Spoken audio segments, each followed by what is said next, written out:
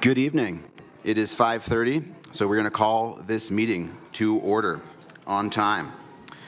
Thank you for joining us this evening. It's going to be a great conversation. So that covers item 1.01, which will bring us to item 1.02, the roll call.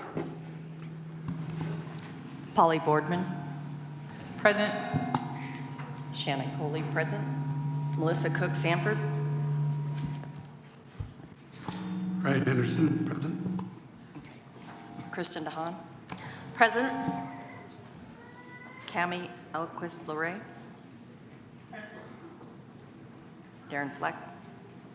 Present. Ryan Henderson. Present. Eddie Hirschman. Present. Mia Mansfield. Adriana Publico. Here. Tyler Rogers. Present. We have a quorum. Thank you. So before we get started, I just want to orient folks to sort of how things will roll this evening. First, we do have interpretation services available for tonight's meeting in Spanish. So two things will be happening. If you would like to follow along with the meeting interpreted in Spanish, there are headsets available in the back of the room, and interpreters will be interpreting the conversation that is had live for folks that would prefer to follow along in Spanish. The second item, too, is that we are supporting public comment to happen in Spanish as well.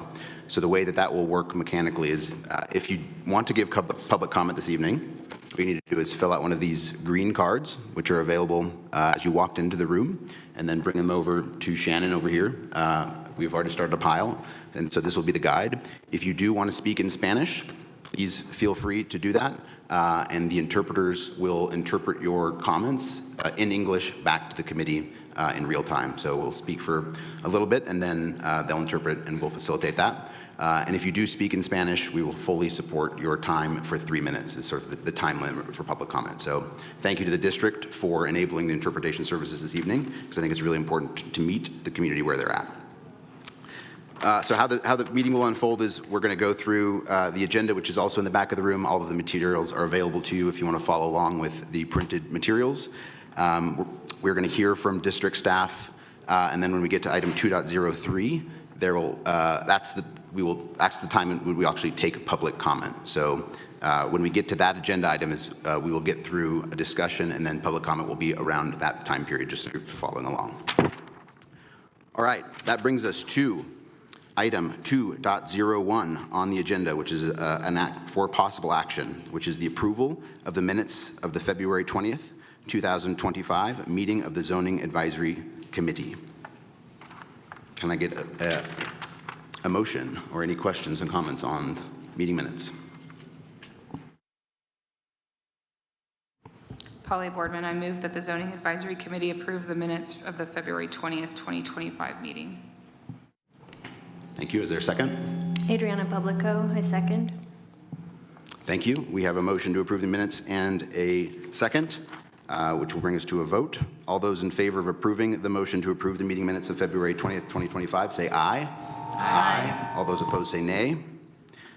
The motion passes. All right. That quickly brings us to item 2.02, which is a presentation and discussion of the Washoe County School District elective class opportunities and district multi-tiered systems of support. This is an item for presentation and discussion only, and we welcome Tammy up front.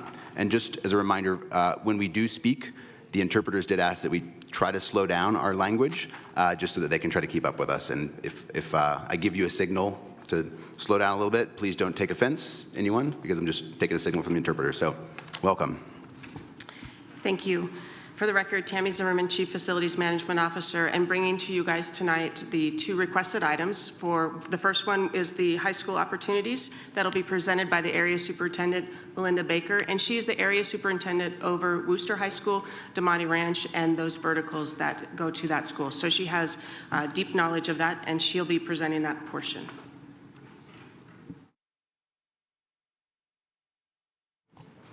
Good evening. Happy to be here. Melinda Baker, a proud area superintendent for both our Mustangs and our Colts. So one thing that is a happy celebration to just sort of lift up is that every single high school has a basic unit of offering for the electives that are near and dear to our heart. So examples are the performing arts. So theater, choir, all of our typical band, orchestra, those scenarios happen at baseline every school. Now, when we isolate Worcester and Damani, they also have each of them over 38 elective offerings. Worcester has 43 right now, Damani has 38. So very neck and neck. And because electives are driven by student request, those elective types might change based on student request, but at the heart of those similarities between these two schools in particular, I'm going to go into a little bit more about what that sort of looks like. So I'm going to slow down and back up a little bit and talk specifically, you can go to the next slide, about the difference in program. So Worcester High School has a dual language immersion or biliteracy program, which means students have the opportunity to engage in multiple languages, but we have a Spanish focus right now, and they get to learn in both languages. That's a special program that's unique to Worcester. Worcester is the only high school that offers that program. They also have the International Baccalaureate program, the IB program. And IB, just like dual credit or like AP, offers students the opportunity to gain college credit. So those two programs are unique to Worcester, and to Damani, they have the Performing Arts Center. So that is all of our performing arts.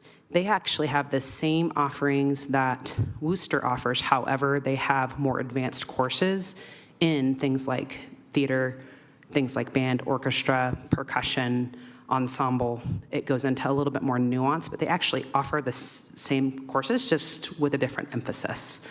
Damani Ranch also has kind of a higher profile of dual credit. It's one of the things that Damani specializes in, but for purposes of this conversation, all high schools will be offering dual credit in 26-27. So even that they are going to mutually offer.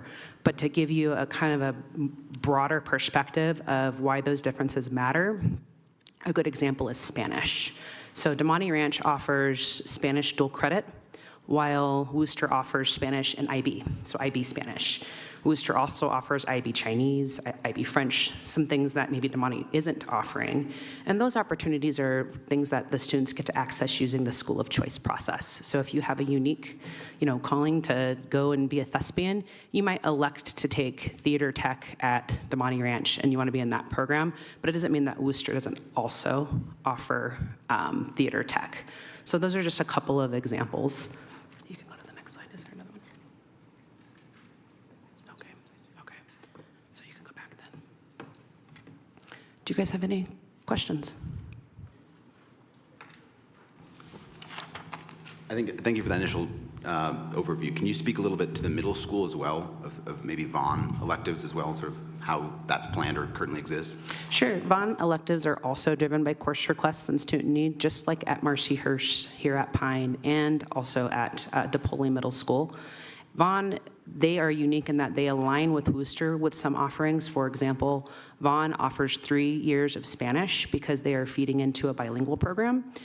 They also have a unique opportunity for AP language, and that's because they're, flowing into that language opportunity. They also have elective offerings that are done by quarter because of the IB program, the middle years program. So they're offering the same types of electives as DePauli, Pine, and Marcy Hirsch. They're just offering them in quarters so that all kids access those electives more frequently within their experience. Whereas at the other schools, the same elective offerings exist, but they might be taking them at a semester basis, sometimes at a year-long basis. And middle school has much fewer variability between electives. So there are a number of electives that all middle schools offer, and there isn't a ton of, I can't point out to you, for example, 3 offerings elective-wise that DePauli's offering that Pine isn't offering, or that, Vaughn isn't offering. The intuitive thing is that Vaughn is probably going to offer more language-based things because of who they're feeding into, versus like a Marcy Hirsch offering more language because they're feeding into Galena. That's helpful. I think a follow-up there, I think this connection between elective classes and number of students in the school population is a fundamental question that we've heard. Taking that a little bit further, there's a big concern, especially from the Damani community, of losing the theater arts program. And so I think we're trying to understand a bit more of like, what is that trade-off? Where is that line? Like if there's only X number of kids at a school, how does that impact if electives are offered? Sure. So anytime a school loses enrollment numbers, they are at risk of losing allocations. So every principal has to make a decision when they have a loss in allocation, where that allocation loss comes from. It would be atypical for, Principal Bell, for example, to elect to remove all of his performing arts electives because there's a reduction of allocation. Those allocations are going to come from a plethora of places.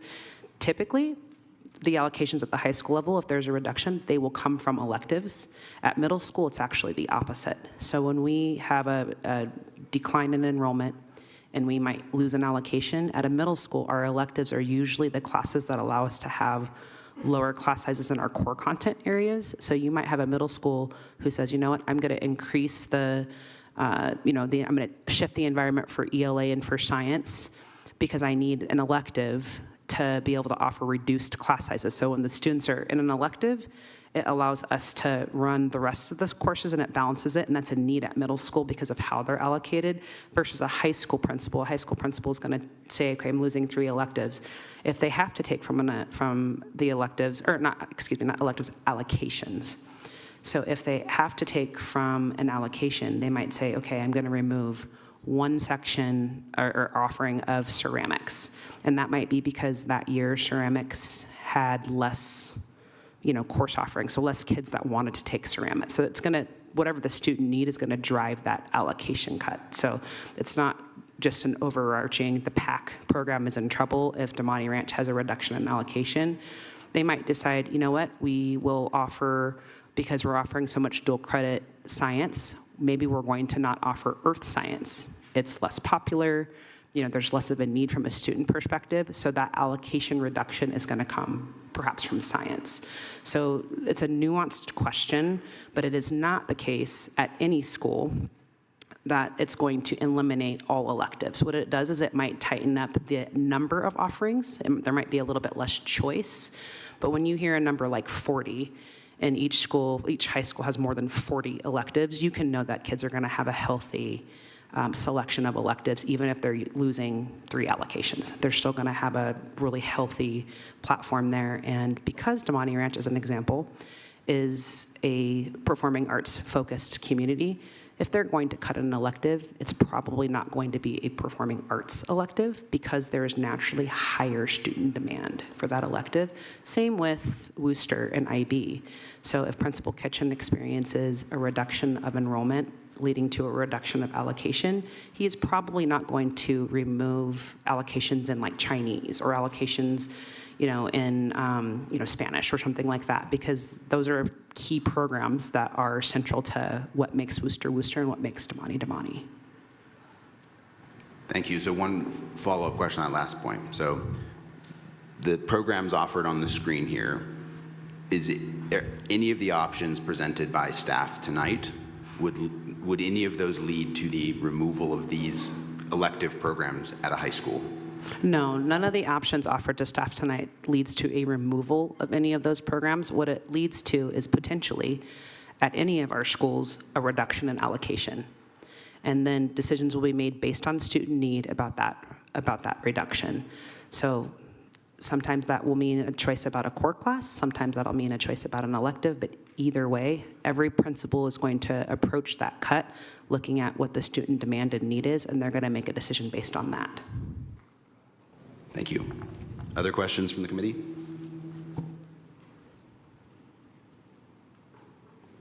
Sorry, Darren Fleck for the record. At Worcester, are non-IB students allowed to take IB elective classes? That's a really good question.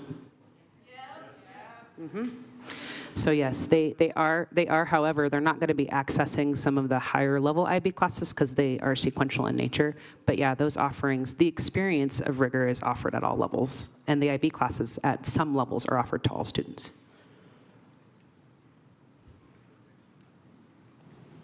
Any other questions? Very good. Thank you for the time. Thank you. So we'll move on to the next presenters we have for the multi-tiered systems of supports, and we have will be presented by Director Trish Schaefer over MTSS, and then Director Lindsay Kendrick, who is Behaviors and Supports.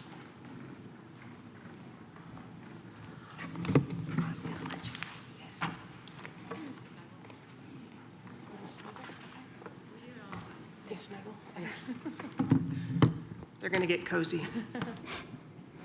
Good teamwork.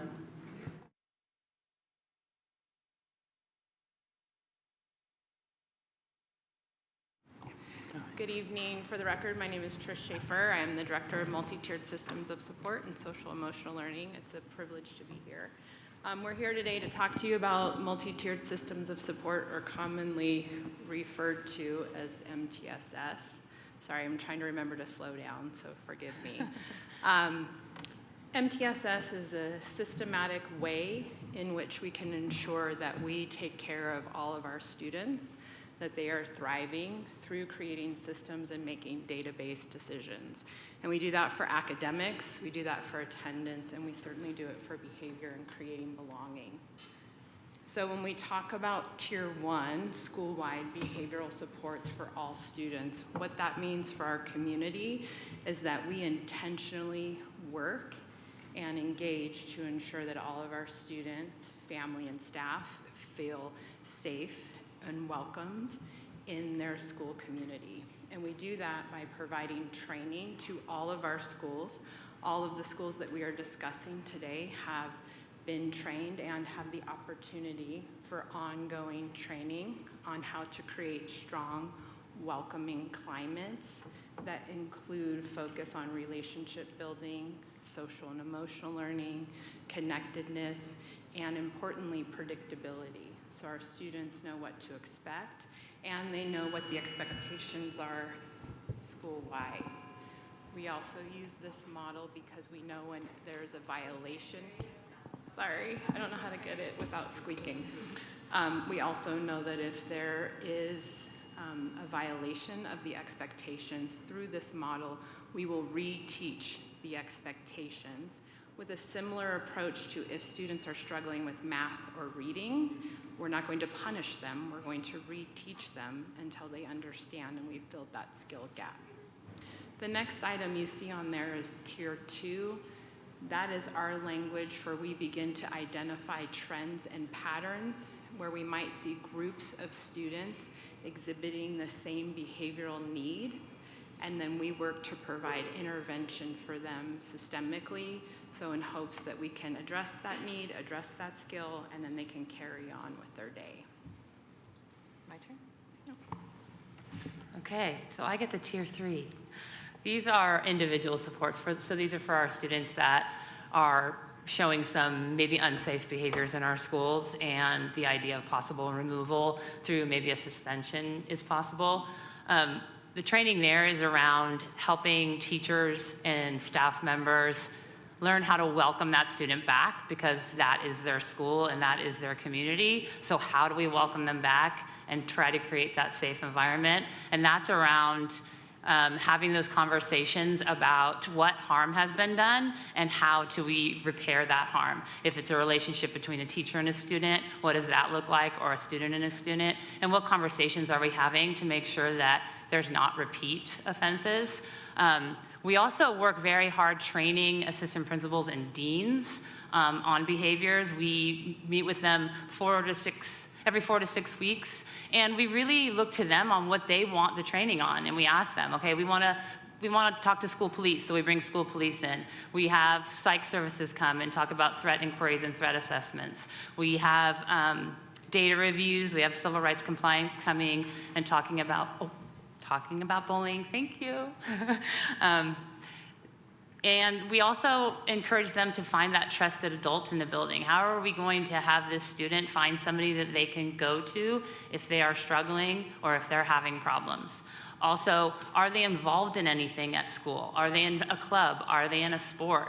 They need to feel part of the community, and it's our job as staff of the school to make sure we're asking those questions and trying to get them involved in something.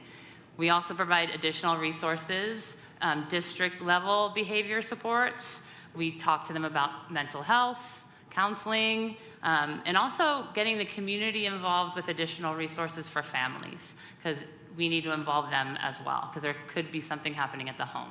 So we try to do a holistic approach to what we're doing, especially with those individuals that are creating an unsafe environment in the school. And I think that's it. Any questions? Thanks for the overview. I think one question I've heard is the understanding how resources that the district has are allocated across these tiers and what those resources are. And so I think understanding the mechanics a little bit more and the associated resources at each tier would be helpful to understand a little bit more. Well, there's not necessarily an allocation. I can tell you that for Tier 1, we focus 80% of our energy with our teachers and our staff, meaning that we know if we're in a preventative model, if we can have an environment where 80% of our students are thriving and they feel connected and they're engaged. And we also have training for our teachers so they know how to quickly de-escalate a situation. They know strategies to help our students and families and other staff feel connected to each other. That helps. Then we like to see around 15% of our, 15% of our students for Tier 2. And that requires some specialized staff. Our teachers do a lot of that academically throughout the school with behavior. We'll have our counselors, our social workers, our admin, and those numbers are driven by the number of students in the school. Same for Tier 3. We also have district-level resources for our students who require more intensive support, and those allocations are the same for every school and every child.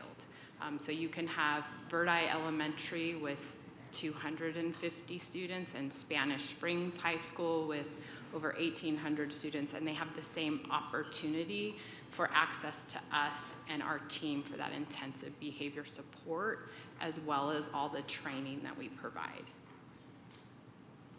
One quick follow-up on that. So taking that one step further, so let's talk, for a hypothetical, you have a school that has more of a Tier 3 situation or more frequent.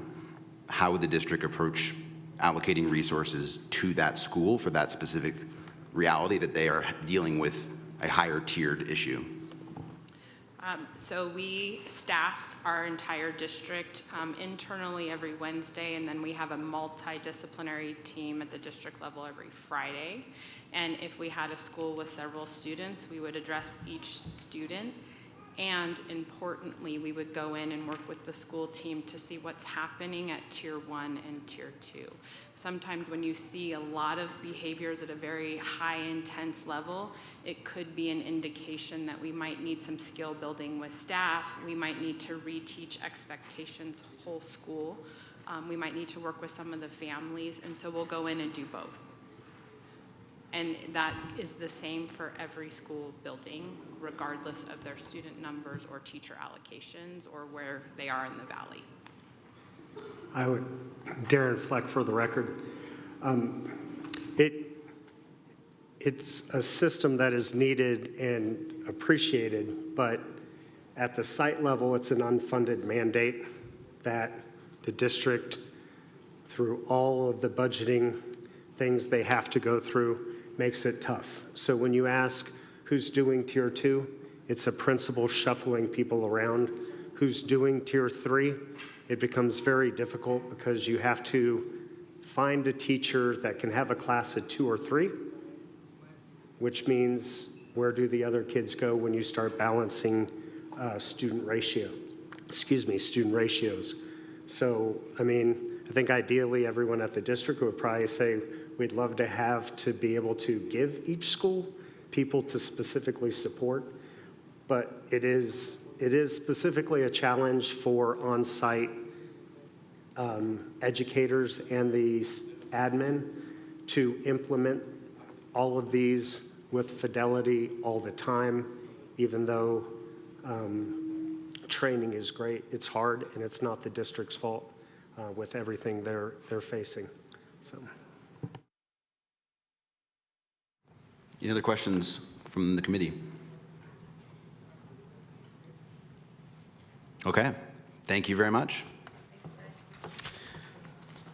That brings us to item 2.03, presentation and discussion for possible action to approve enrollment zone adjustments for the 2026-27 school year, potentially impacting the following schools: Donner Springs Elementary School, Smithridge Elementary School, Hidden Valley Elementary School, Edwin Dodson Elementary School, Huffaker Elementary School, E. Otis Vaughn Middle School, Edward L. Pine Middle School, Marcy Hers Middle School, Kendall DePoli Middle School, Darrell C. Swope Middle School, Earl Wooster High School, Galena High School, Damani Ranch High School, and Reno High School. And this action is for possible action. So with that, I will hand it back over to staff. Thank you. We just wanted to kind of go through the outline of the meeting tonight. We have some housekeeping items. We'll present the options, and then we'll move to questions and discussions. Sorry, So here- one thing before we do get into, I want to remind the committee that as we are looking at options, we should keep in mind that we can think about these as different pieces of a puzzle to move around. And so as we study options, if there's pieces that you really like of one, we should take note of that and think about, we always have the opportunity to stitch together something that is maybe not on the screen. So just a reminder that we can always make our own option. Sorry for the interruption, but just a reminder. We're going to take a quick pause because we're going to swap out the interpreters.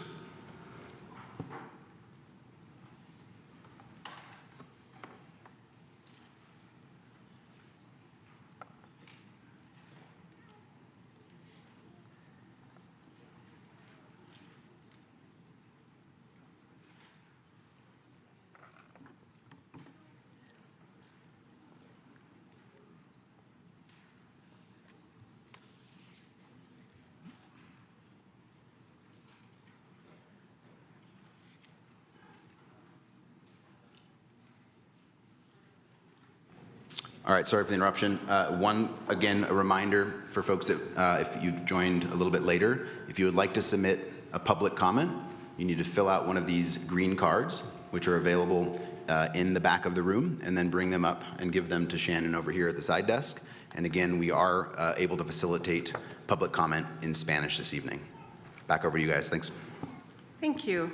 Just wanted to kind of focus the group a little bit on some of these school of choice. But before I do that, wanted to remind you the Board of Trustees has approved the temporary closure of Pine, and that is what is creating this rezoning. We need to rezone these students to another school. I also want to kind of refocus it that we are intending to build a new elementary school on this campus that has been talked about with having the Smithridge and the Dodson community coming together, but that will be coming to you as the committee for zoning in the future. So kind of thinking about the future of what this means and how we proceed with that as well. With that, we'll talk about school of choice. We are intending for a third round of school of choice to happen and be opened once the zoning advisory committee turns a recommendation into the board and the Board of Trustees approves that, then we can determine when that third round of school of choice would be open. And that would be for specific schools that are allowed the school of choice, specifically DePoli, Hers, and Vaughn only. Currently, right now, Swope is closed to school of choice. Wanted to remind the group of the alignment of the attendance zones and the legacy grades that are available for that. For this, the 12th graders entering school in 26-27 would be the ones receiving that legacy consideration based off of the admin reg. Also wanted to remind and just bring forward the guidance from admin reg 7107 with the ideas of keeping subdivisions and small neighborhoods together, assigning students to this closest school to the extent possible, creating compact attendance zones with fewer no islands, and I know you guys have worked really hard to do that in previous rezoning, include target enrollments that allow for growth into anticipated changing demographics based off of new subdivisions and really changing demographics where people move so that we can respond to that. That's what that change in demographics means. Comply with feeder patterns to the extent possible. Avoid placing a transportation burden on identifiable diversity subgroups. And with that, I'm going to turn it over now to Mr. Rodella to run you guys through the options that we have to present tonight. Thank you, Tammy, and thank you, Zoning Advisory Committee, as well as members of the public. My name is Brett Rodella. I'm the long-range school planner with the district. As Tammy mentioned, focusing the discussion on the impending temporary closure of Pine Middle School and transitioning it into an elementary school, we need to find new middle schools for the elementary schools that zone into Pine. A quick overview of our options. The main focus of them is variations on what happens with Smith Ridge, and towards the end we're going to entertain a split at Huffaker to send it to Swope Reno and hers in Galena. And I wanted to reiterate what Chair Rogers mentioned about the Zoning Advisory Committee's ability to piece variables from different options together, that the options presented tonight are not end-all be-all. So as for option one, everybody's seen this, I think, since the start of our meetings this year. Option one looks at putting Dodson, Hidden Valley, and Smith Ridge into Vaughn and Wooster. It sends Donner Springs to DePoli Middle School and remains DeMonte High School. And it puts Huffaker into hers in Galena. Our office recognizes this option as most compatible with the administrative regulations, and thus falls as staff's recommendation. This is a look at the before and after geographies. You can see really in the middle, the black and purple line on the right falls below the Smith Ridge enrollment boundary. The purple line falls below Dodson, and the purple line also wraps underneath Hidden Valley to bring those schools into Vaughn and Wooster. A quick point about the Talus Valley subdivision, which is approximately, it's southeast of where we are currently. Talus Valley subdivision is currently underway constructing 2,700 plus residential units. The entire development is within the DeMonte Ranch High School enrollment boundary. That's the same for DePoli Middle School. That property or the project has been acquired by home builders Toll Brothers and Lennar Homes, so the confidence that they build out all of their units is strong. And lastly, we're expecting several hundred homes to be absorbed by families by 2028. So main thing here is we're expecting a substantial amount of development. The anticipated student generation is in the top right of that picture, showing 320 elementary school students, 128 middle school students, and 166 high school students. Brett, question. Yeah. When are those numbers projecting for?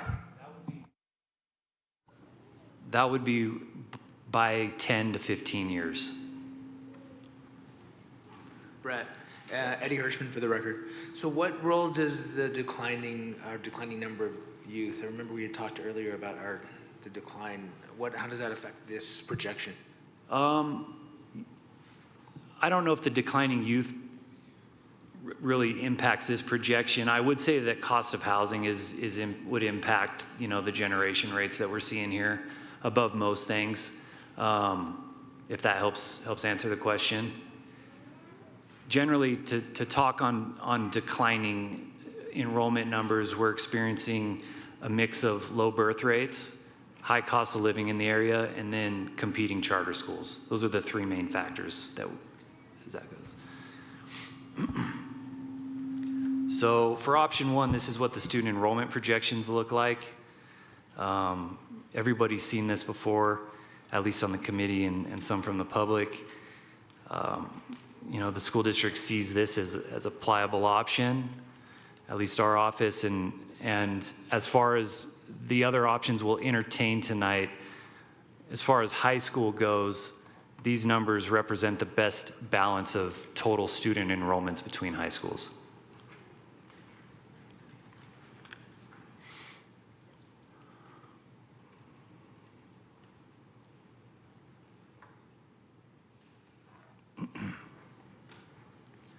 moving into options 4 and 4A, a couple special considerations to make here is Tammy mentioned that the board moved to temporarily close Pine Middle School after the 25-26 school year.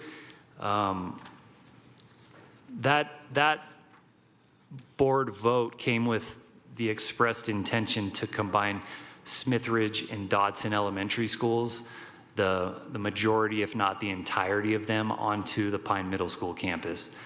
The zoning for that remains to be seen, but for the record, those intentions are out there, again, for at least the majority of both of those schools.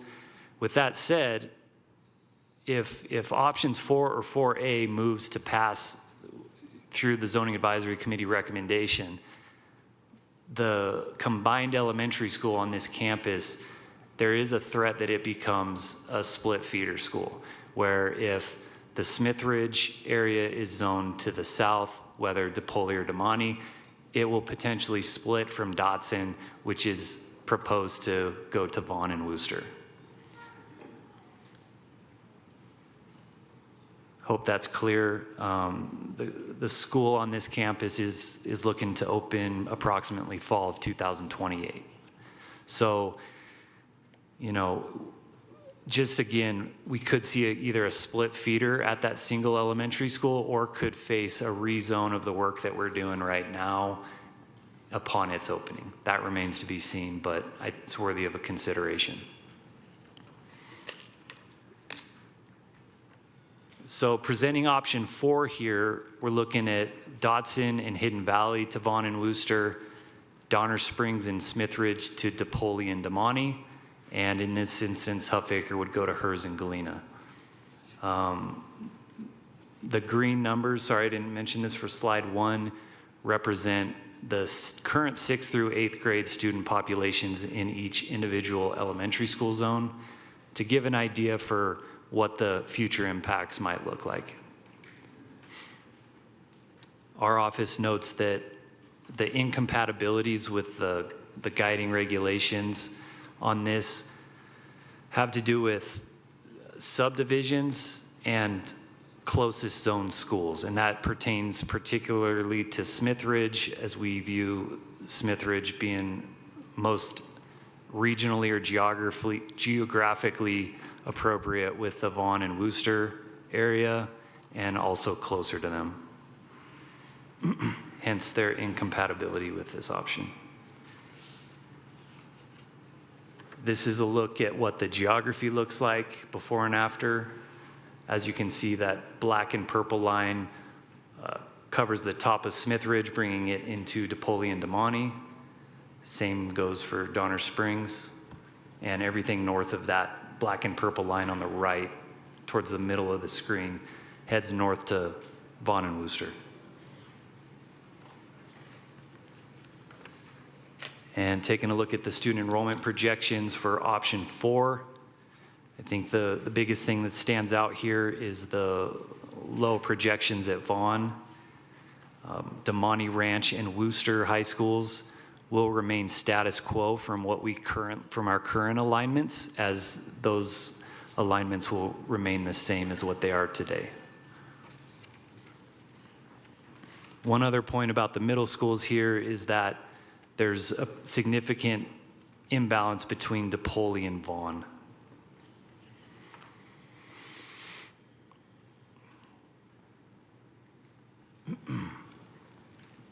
And moving on to option 4A, this option is very similar to option 4 with the exception that it proposes moving Smithridge into the Vaughn enrollment boundary for middle school and then moving Smithridge into Damani Ranch, staying in Damani Ranch as they are today.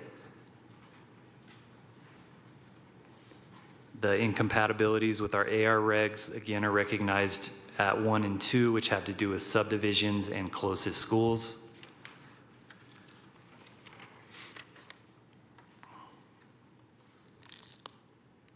Here's a look at the before and after geographies. You can see the purple line under Smithridge indicates it going to Vaughn, and the black line to the north of Smithridge indicates it attending Damani Ranch.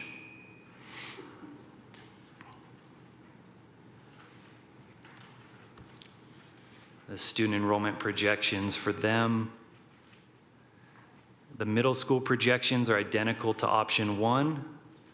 The high school projections are identical to option 4, and those are status quo to what we are currently projecting. In other words, those enrollment boundaries do not change at the high school level.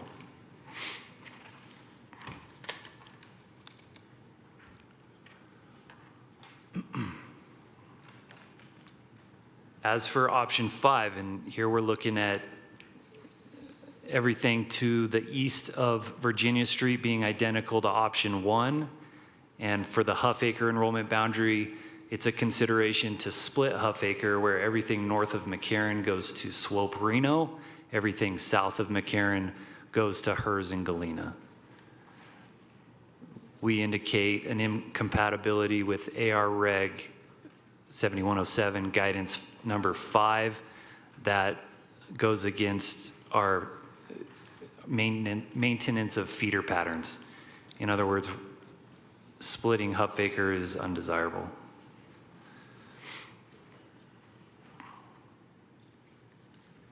A look at the before and after of the geography here with numbers of current 6th through 8th graders north and south of McCarran.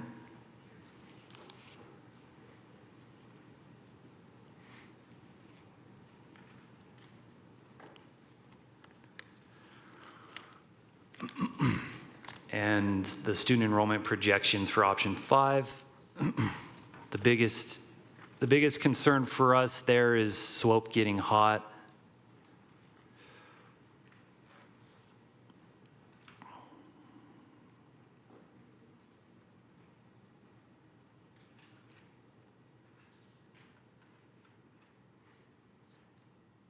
This option favors Wooster.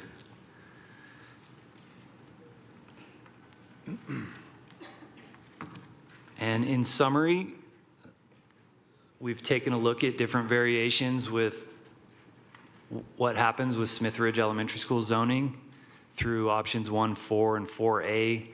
We've looked at what happens with the consideration of splitting Huffaker to Swope, Reno, and Hers and Galena. Overall, staff recommends option 1 as we view it as the cleanest and healthiest in terms of enrollment for our school facilities.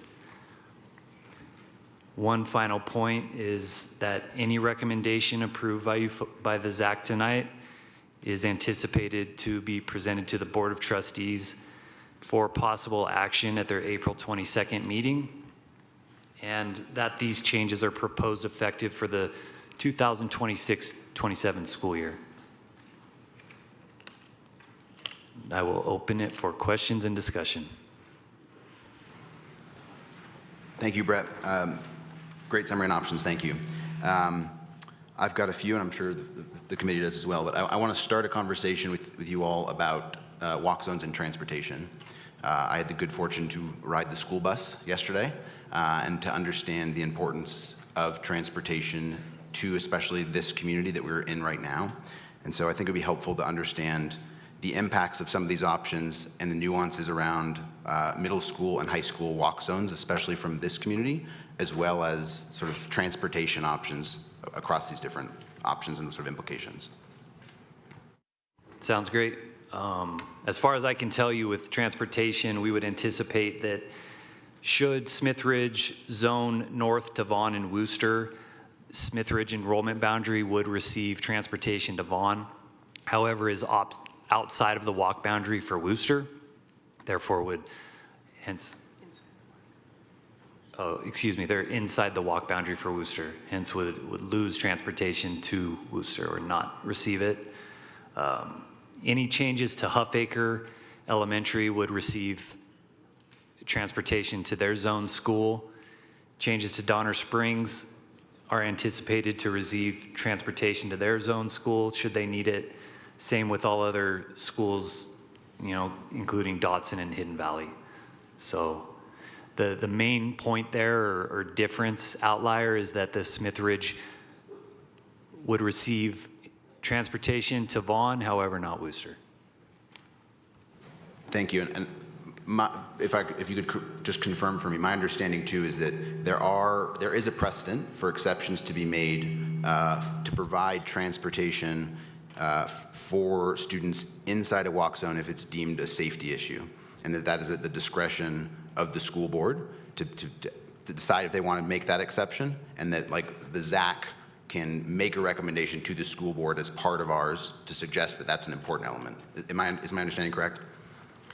So they can, if there is a safety item or issue, would be deemed based off of safe routes to school, not having crossings, not having signalized intersections, those kind of items for safety. And at this point, staff would not recommend that because they do have crossings and signalized intersections, and we have additional high schools that have the same signalized intersections and crossings that don't receive that transportation. So that would have to be something that the Board of Trustees makes that recommendation. But ZAC is empowered to make that recommendation to the board for them to make an exception, is that correct? ZAC can make a recommendation to the board, and then it's incumbent upon the board to make that, either approve it or make amendments to it to pass it at their discretion. Thank you. Questions from the committee? Holly Boardman. Brett, do your numbers for Worcester include IB numbers currently, or is that on top of these numbers? Yeah, those would include IB.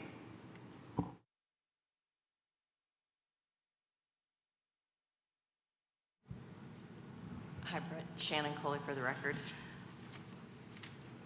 We have historic rezones in the next thing. I wasn't sure if you were going to address that. It's in the appendix, though. No. Unless we ask questions, we can. Okay. Could you tell me the history of Huffaker again? Yeah, I'd need to reference that attachment B. I've got a... Give me just a moment, please.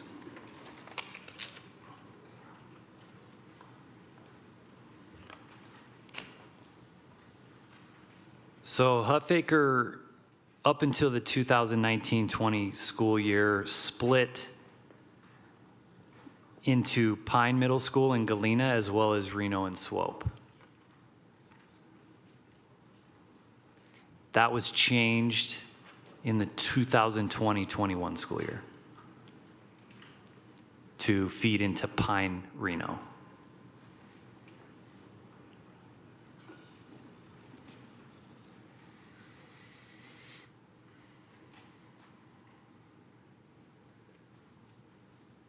Thanks. Chet.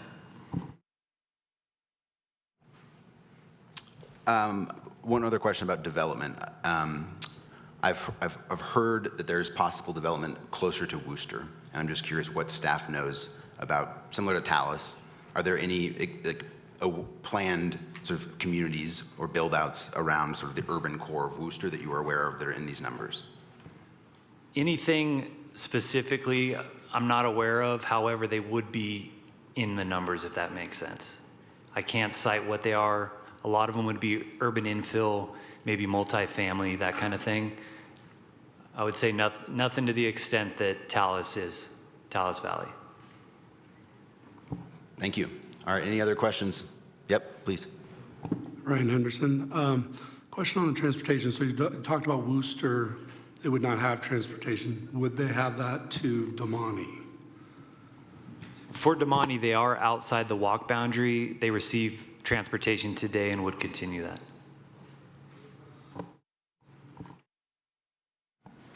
Kristen Dahan for the record. You were talking about Vaughn Middle School being cold, but it's the same in all of the different, like there isn't one that is going to fill it more, right? Yeah, you need to reference the attachment B to see other options that do that. The 4 that we've looked at tonight, the highest of those would be option 1 and 4A. 5 does the same.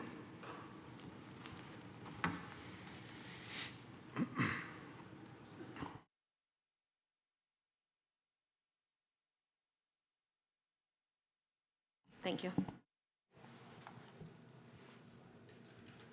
Anything else for staff? Okay, I'm not seeing any lights. So thank you both very much. Thank you all. All right, so that brings us to the point of public comment. And I know the room is full. I don't think I personally haven't had a ZAC room as full as this. So first I want to thank you for coming out. This process really only works if we have citizen engagement. The committee has received a plethora of written comments, which we have read, but we are here and investing time in the community that is impacted to hear your voice directly. And so that brings us to that portion of this evening. I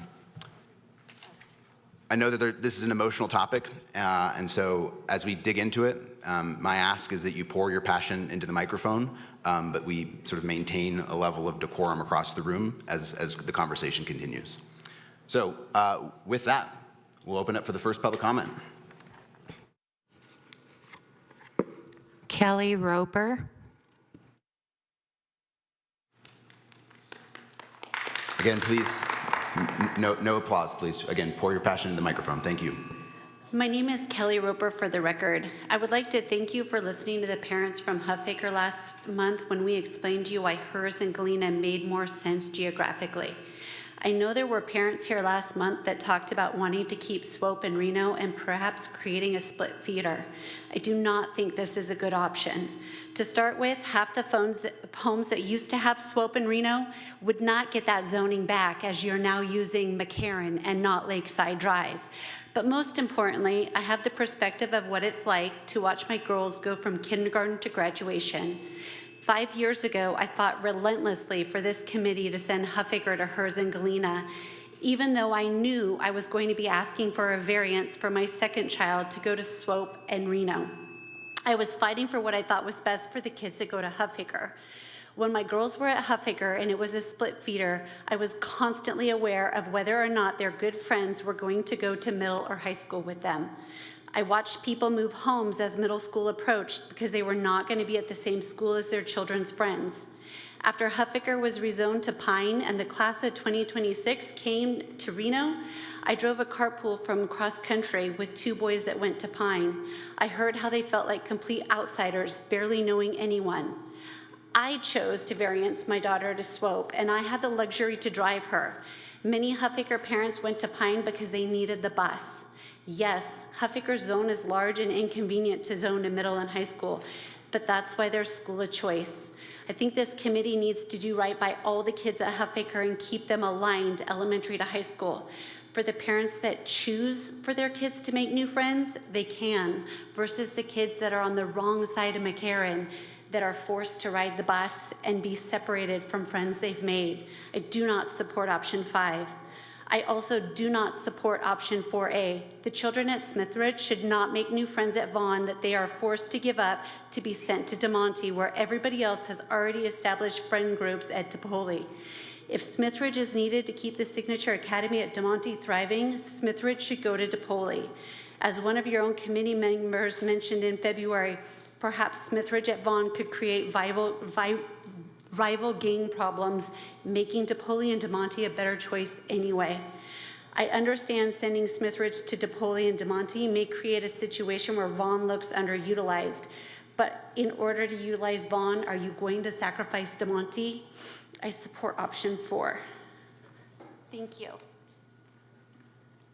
Thank you. Paige Rath.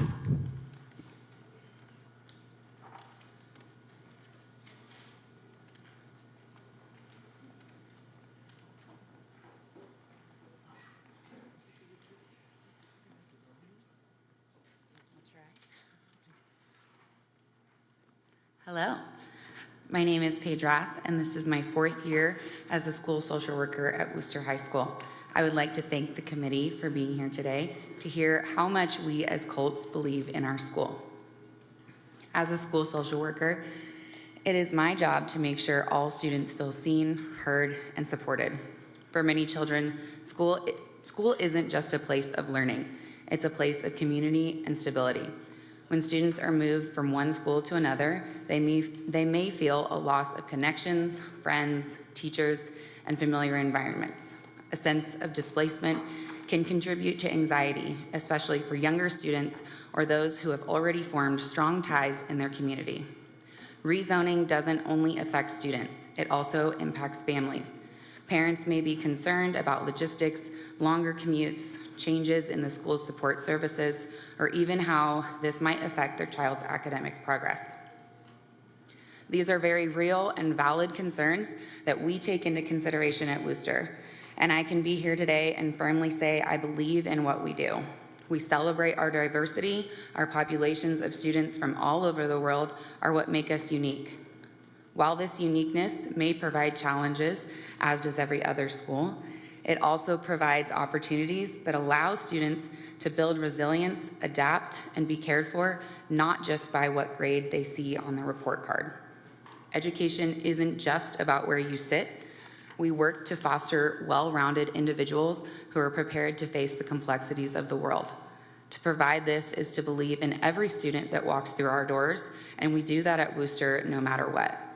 An important component to what makes Wooster unique is the close-knit communities we have. The ability to collaborate with our feeder schools is invaluable to creating a community of belonging on our campuses and further shows the importance of limiting disruptions in school placement. I understand there are many factors that go into these decisions, but families need to be the main priority. What is best for them regardless of the building. It is a privilege to be a part of Wooster High School and serve our students and families every day. I would not be standing here if I did not believe in our ability to foster quality education for all students and not only as a percentage of the grad rate. Thank you for your time and consideration. Thank you. Nadia Montejano.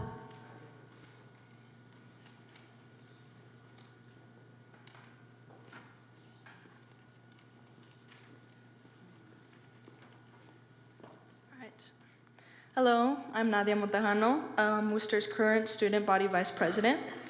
I'm very pleased to be speaking in front of you lovely individuals in this fine evening. I wanted to speak today in regard to Worcester's reputation. Among older generations, it is well known and respected. There is tradition, honor, and respect. However, among younger generations, there is a misconstrued view of how Worcester is. Any high school has its problems. We are self-absorbed teenagers with problems that range from minute to pretty serious problems. Nevertheless, there is so many amazing things that the school has offered me during my time here. I can truly say that I am a better person and a better citizen because I am at Worcester. First, we are not only the only high school in the Reno-Sparks area that is a newcomer center, a very underrated program. We have students from all around the world, from different walks of life, attending and participating at Worcester.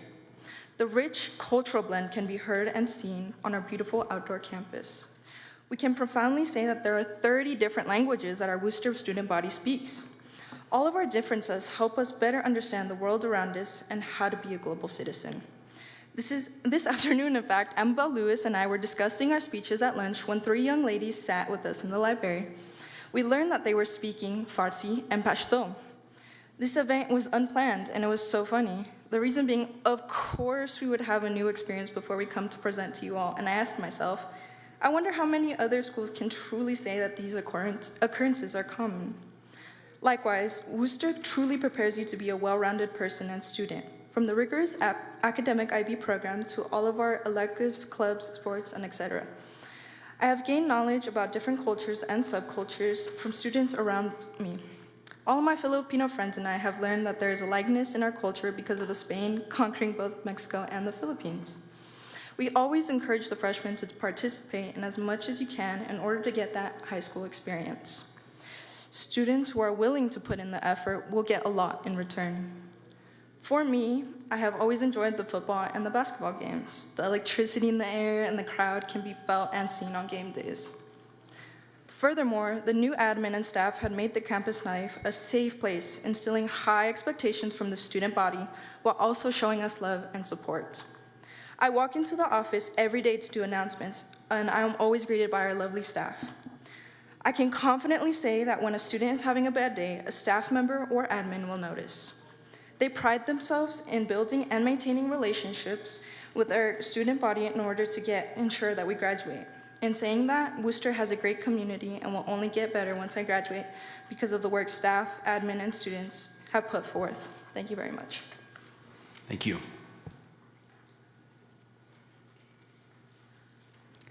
Nicole Ramirez.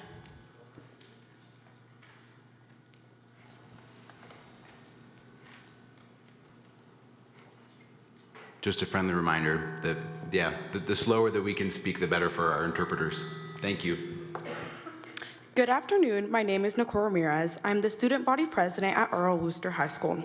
I'm honored to stand here today and speak about how much Worcester has shaped me into the person I am.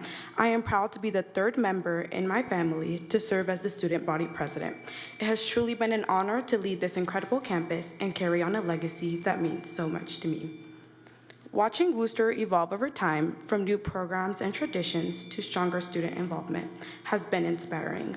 As I walked through the halls, participated in events, and worked alongside with students, teachers, and administrators, I've seen just how special this community is. It's one that encourages every voice to be heard, every dream to be chased, and every student to feel like they belong. That's the kind of place Worcester is, and that's the kind of place I've been so lucky to lead. I am proud to represent a school where every student is encouraged to be themselves and reach for greatness. Worcester isn't just a school, it's a family. It's a place where we celebrate each other's wins, we support each other through tough times, and where every person matters. From the students who show up early to help set up events, to the teachers who stay late to make sure we succeed. This community is built on dedication, heart, and shared belief in one another. Worcester is where leaders are made. It's where we speak up, stand tall, and push boundaries. This isn't just a school, it's a starting line to something bigger, a place that dares us to dream bigger, work harder, and never settle for good enough. At Worcester, we rise together. We lead with our heart, and we show the world what it means to be unstoppable. I'd like to highlight a few opportunities that have been especially meaningful to me at Worcester. Taking multiple AP courses, serving as a member of the Student Voice to advocate for classmates, leading as varsity volleyball captain for 2 years, and actively participating in several clubs Worcester offers. This is more than a community. This is a power, purpose, and pride. This is Worcester. My name is Nicole Ramirez, and I leave you with this. A school isn't what defines its students. It's the students who shape what the school becomes. Thank you. Thank you. Belen Rivera.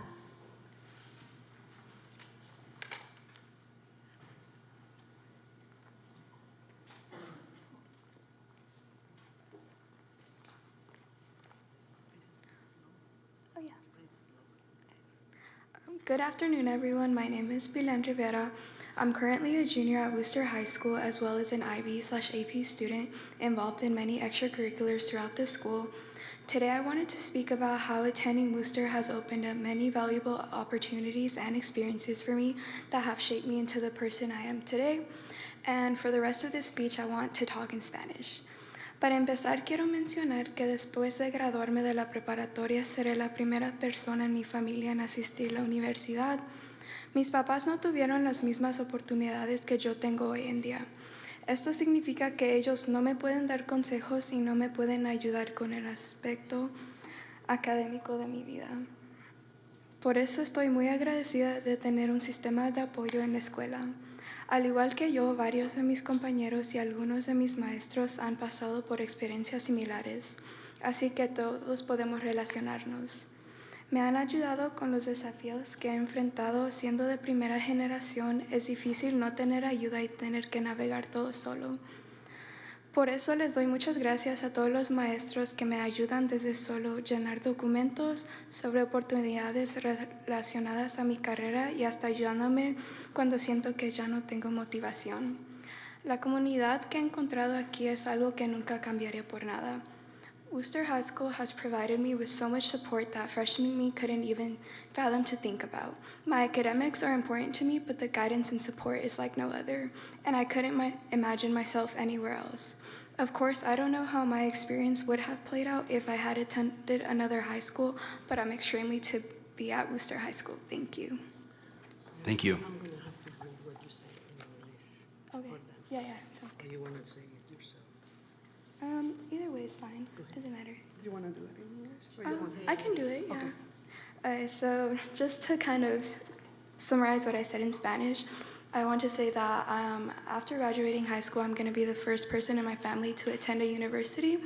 And just because my parents never had the same opportunities that I have today, they can't really help me with the academic aspect of my life, and they can't really give me that guidance. They can give me the support, but they can't really give me that advice just because they've never been in my shoes. But this is why I'm so extremely grateful to have the support and guidance that I do have at Worcester High School, just because I feel like a lot of my companions and a lot of my teachers can kind of relate to what I'm going through every step of the way. And because of this, they've been able to help me with all the challenges that I've faced along the way. And I just want to give thanks to my teachers just for helping me from simple stuff like filling out documents and kind of telling me about opportunities that have to do with my career and things that I can kind of take on, and simply giving me that motivation when I don't feel like I want to do anything else or when I'm kind of feeling burnt out. Thank you. That's it, time. Yeah, no, that's okay. Thank you.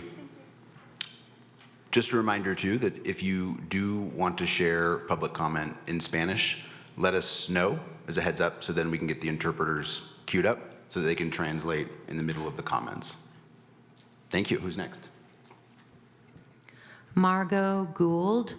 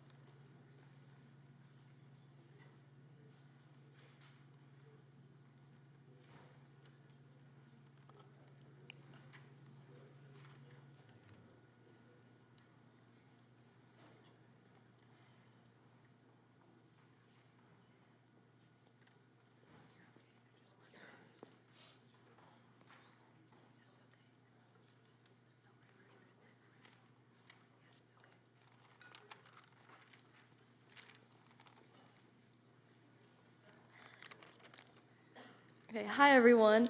My name is Margot Gould. I'm junior class president at Worcester High School, proudly on the student advisory board as well as an IBAP kid.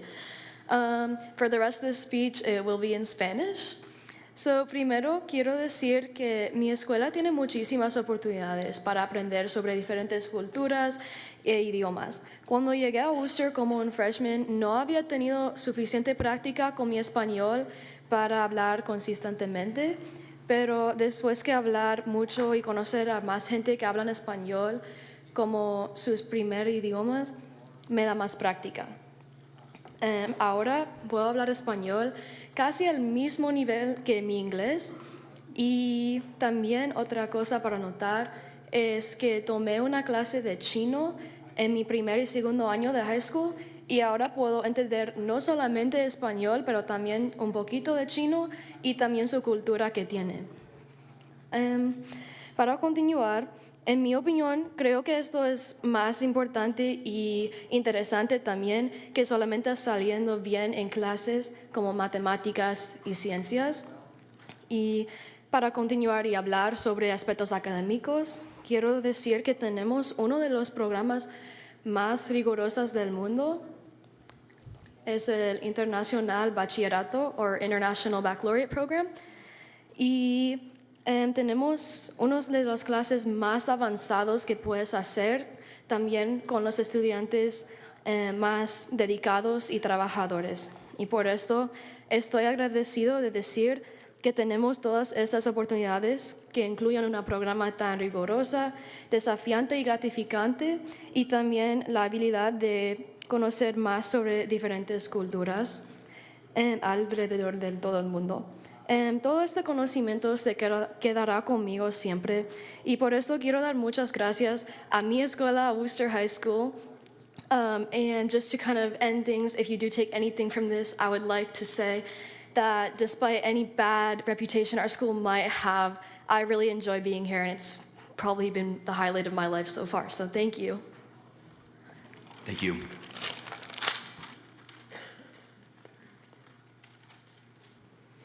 Annabelle Lewis.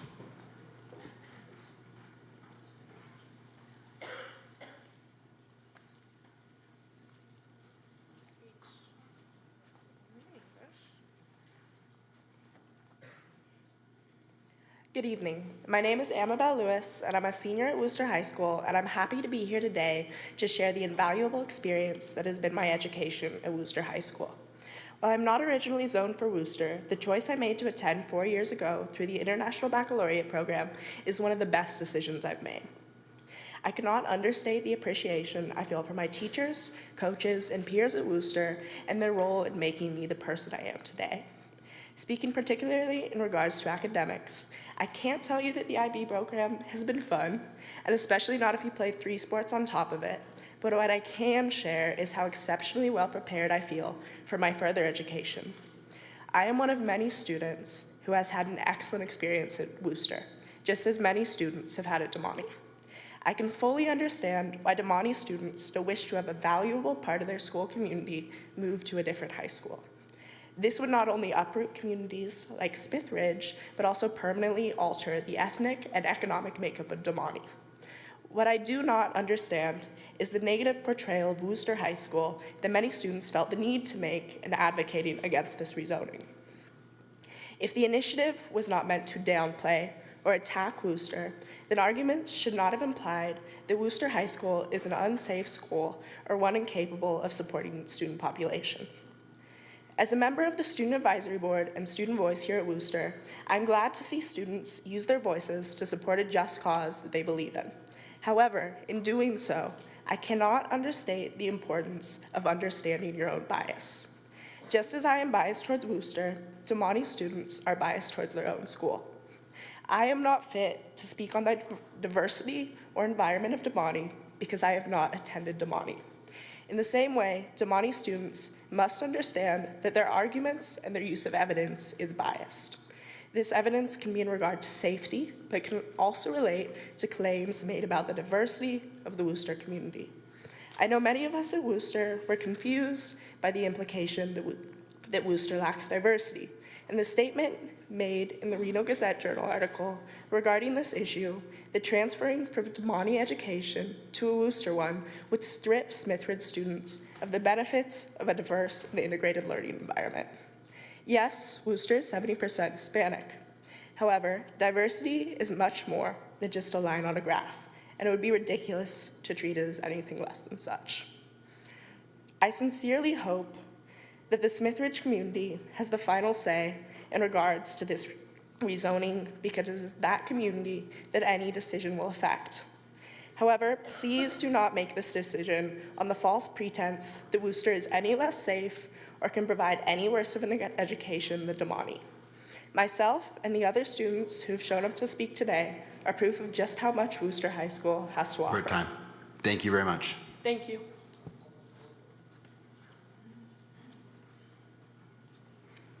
James Frazier.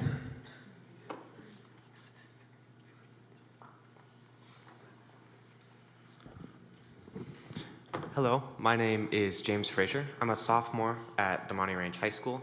I have been in the PAC program for the past 2 years, and it's been honestly life-altering. This program by itself has helped me discover what I want to do with my life, where I'm going to want to go for college, what I'm going to want to do after whatever I want to do with the rest of my life. I loved being in the marching band last year, getting to be a freshman, seeing all the seniors, all the upperclassmen, all the junior, having an amazing time, bonding together, playing amazingly, being wonderful role models. I love it. I loved moving into my sophomore year where I could see the freshmen from this year experience the same things I do. I am stoked to get to see the freshmen again as a junior myself. One of my best friends, Spencer, right there, he was a junior last year during my freshman year. Inspirational. Love that dude. I am over the moon that I get to try and be in his place for the freshmen next year. I hope that I can be as much of an inspiration to the entire class as he has been to me. I couldn't imagine what Damani would be without the PAC program. I know there would be a future. I know it would be a great place. The spark would be gone. There wouldn't be as much of a push, especially for the performing arts students, the dance students, orchestra, band, choir, everybody. It wouldn't be there. Getting to be in choir as well, I'm in choir for the past 2 years. This has been wonderful because my teacher, Miss Tibbin, is a director of one of the Reno choruses, the Reno Philharmonic Chorus. Wonderful director, amazing teacher. Couldn't have been, in any aspect of my life, a bad decision. It has improved everything about my life so far. It has made going to not just my musical classes, but all of my classes more enjoyable when I get to look forward to having classes such as my music classes that I get to attend. Going back to band, being in the band, I got a leadership position as a section leader. It's been amazing. It's helped with, pushing for the students to be better humans in themselves. Oh, okay. Thank you for your time. Thank you.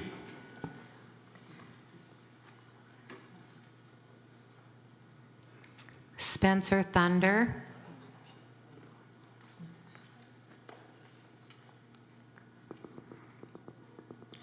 Hi, I am Spencer Thunder. I am a senior at Damani Ranch High School, and I have been in almost every program that encompasses our PAC program. I have participated in the dance program, the theater program, the choir program, and most of all, the band program. Each and every single one of these programs has, and I've witnessed, change so many people's lives. These groups are each very important to in what makes Damani a school that I am proud to go to. I witness independent, confident, and successful people through each of these programs and how impactful they are for growing into these amazing people that they have become and are. These classes are so much more than classes for every single one of us, and option 1 and 5 endanger these classes with the threat of reallocation. If any one of these programs had to lose a teacher, they would no longer be programs within that PAC program. And for the sake of giving all of our students a chance to be a part of these incredible programs, I think that it would be very fitting to consider the options that allow us to continue having these programs for all of the people who really wish to participate in them. Thank you. Thank you. Nicholas Howe. Good afternoon. My name is Nicholas Howe, currently a senior at Damani Ranch, and big thanks to the members of the board for letting me discuss this prominent issue. I have been at the school for all 4 years, and to summarize my experiences there, I would say nothing but empowering, as told in the school's motto. The first impression is how the spectrum of classes and programs, especially with how the number of dual credits earned beat the other schools in the district combined, have helped prospective students save money for whatever plans lay ahead of them after graduation. Many schools have offered similar classes like AB or IB, but have earned less credits because students have to pass a yearly test to receive it, while our school requires students to be measured for the whole year to receive it, making it easier to earn the credits. Not only have the teachers been incredibly supportive in the case students fall behind, but they have also shared real-life applications for what is being taught. Damani is also a really safe school, from what I have experienced, given the fact that there are hallway monitors walking around just to know that there are no fighting or bullying in the hallways. Not only that, but the school is extremely inclusive where diversity exists. And I'm just gonna bring some logics. During my 4 years there, I have only encountered around 5 fights per year, while the national average is around 7 per year. Finally, with my school having a career center that is commonly found in universities and colleges, many of the juniors and seniors here have realized that there's a surplus of opportunities like scholarships available.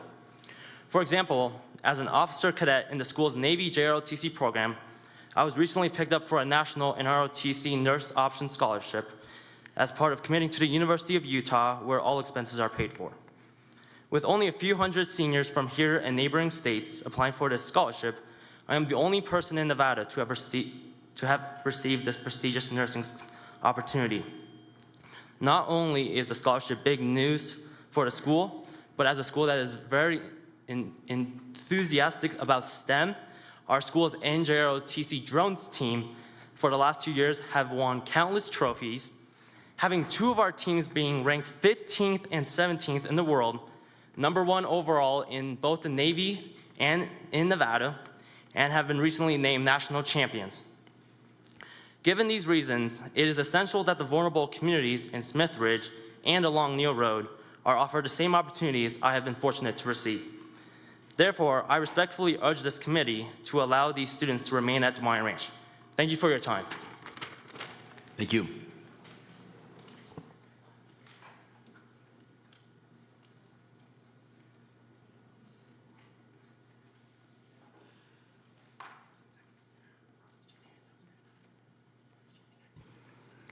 Mazara Valero Rivas.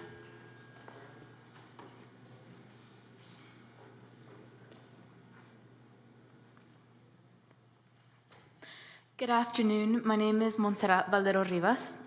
I attended Smith Ridge Elementary, Pine Middle School, and am currently a sophomore in Damani Ranch High School and under music in the PAC program.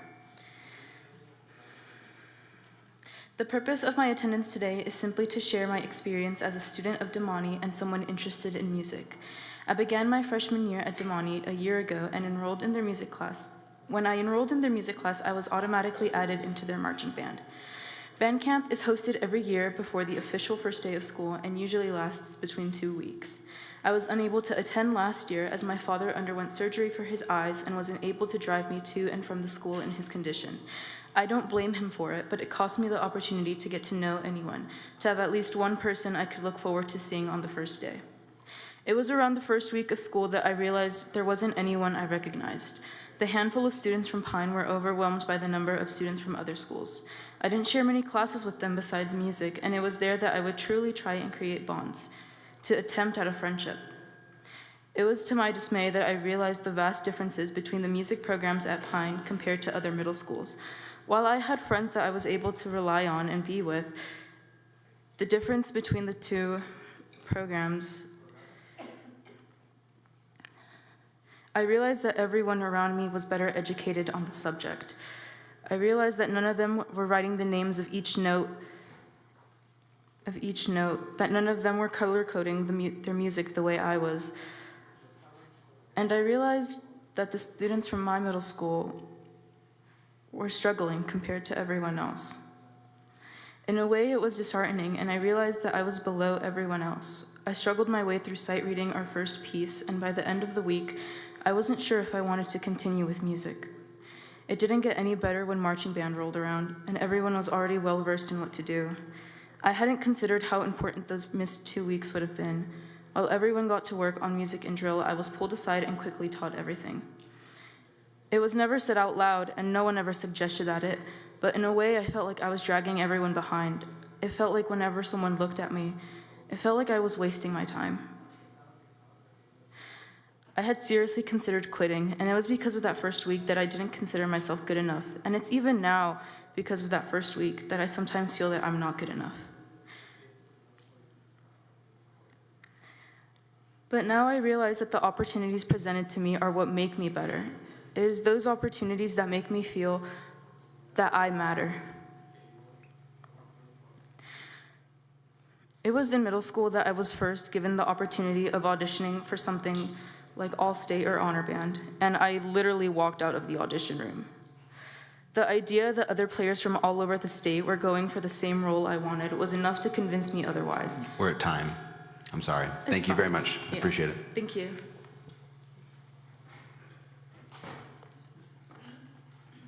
River Abel.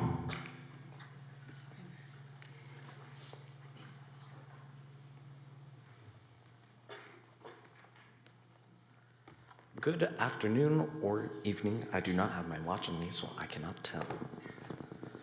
I do not have anything rehearsed, but I do have many things to say. I'm a freshman at Damani Ranch High School, currently enrolled in the PAC program underneath music. Being inside of the PAC program has changed me a lot as a person. I've definitely had more experiences and more opportunities to fluctuate with what I want to do, with what I have been doing, and just who I want to be as a person. It's really been life-changing, as a lot of people have said, coming from the PAC program, especially as a first year, looking up to a lot of seniors like Spencer Thunder, definitely one of my role models. He's definitely changed my perspective on a whole bunch of topics other than music, mainly how to look at life as a human being and just to be a better person overall. The PAC program doesn't just mean music or band or theater. It definitely changes how you see the world and how you handle different things. Your adaptability to different situations that may be outside of your comfort zone.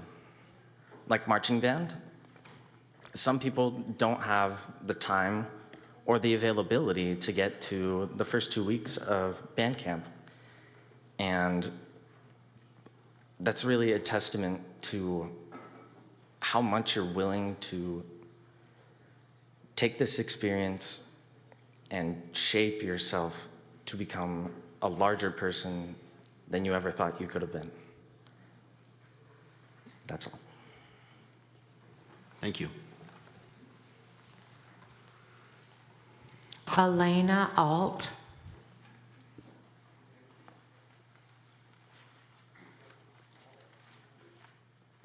Good evening.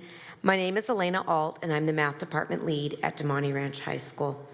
I greatly appreciate the efforts of this community to try to address the population concerns in all of our schools.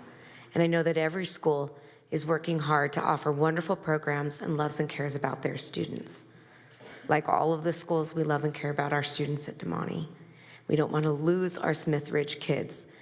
We only got them a few years ago, quite frankly, and we bonded with them. We've made relationships with their families, and I believe it's really important for this population to be able to have some stability, to have some consistency. When I heard some of the students from Worcester talking about being like third generation at Worcester, you know, our kids at Smith Ridge deserve to have a situation where they're not shuffled around from school to school. And if we do rezone them, then they'll have been at 3 different high schools in like a 6 or 7 year period. I think that's really challenging for any community. And we really want to make sure that we're advocating for our students who we care about so much. We also want to advocate for our programs at Damani, because if we lose like 300 students, that's around 10 teacher allocations that we lose. You can't just, when you're talking about elective credits, you can't just lose like one section of a course. You lose a full teacher. And so what we have is if we have one band teacher and that teacher gets cut from the allocations, and you don't have that program. Or if you have one dance teacher, you can't just lose one section of dance, you lose a program. And so I ask that you guys strongly consider that this community at Smith Ridge deserves to have consistency. They deserve to be protected. Although school of choice is an option at our school district, it's not really an option for many of these families because transportation is a huge barrier. And so when I spoke to my sophomore students who were living in these neighborhoods and who would be impacted by this rezoning, what they told me is that they would be very sad to leave their school. Not because another school would be worse, but because this is where their relationships are. And this is where their community is. And so I'm asking that we strongly consider keeping Smith Ridge at Damani, that we protect the programs at Damani, and that we provide for this particularly vulnerable community the opportunity to have stability and build tradition with the school that they've already been investing in. Thank you very much. Thank you. Jennifer Wilhelm.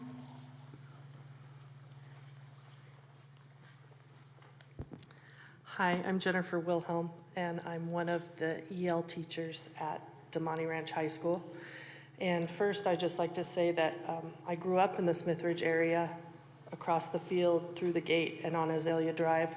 So this topic is very close to my heart, and these families and students are very, very close to my heart. I would like to say that my colleagues at Worcester High School are wonderful. I think that they have a wonderful program there, but we love our Smith Ridge students. And we work really hard to form relationships with them and their families. And much like Elena said, 4 years ago when I came to Damani High School, I rezoned. I came to the high school at the same time that these families and their children were rezoned to Damani. And they've only been here for 4 years. And so we're talking about moving them again after 4 years. And as the EL teacher, that just seems like it's a population that needs stability and needs relationships, and we love them. And that's really all I want to say about that. Thank you for your time. Thank you for serving on the board. Thank you. Thank you. Sydney Bouchard.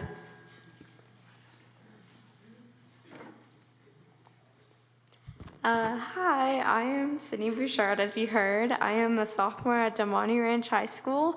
I am also part of the Performing Arts program. I do pack dance, I'm in choir, I'm in musical theater, and I am the choir leadership secretary. Before I went to Damani, I didn't care about school.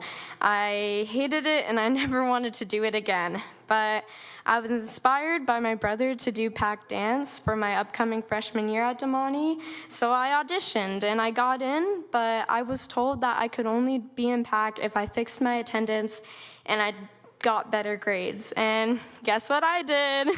I got better grades and fixed my attendance. I used to live by Damani, but due to some issues with my family, I live in Sparks now. I moved over this summer, but I go to Damani for PAC because of a variance. If we rezone Smith Ridge students to Worcester, then we will lose maybe a PAC program or more. And, people think that PAC is just some after-school activities that could be a waste of time, but PAC is way more than that. PAC is the center of my life. I know it's the center of other people's lives.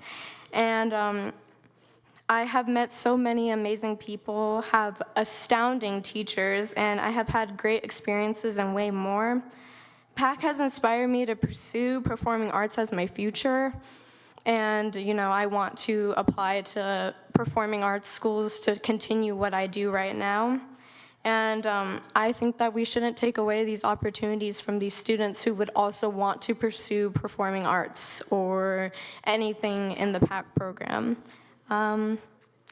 Geez, I said that kind of fast, didn't I? That's all I have to say. Thank you for listening. Thank you. David Kitchen. 5 minutes.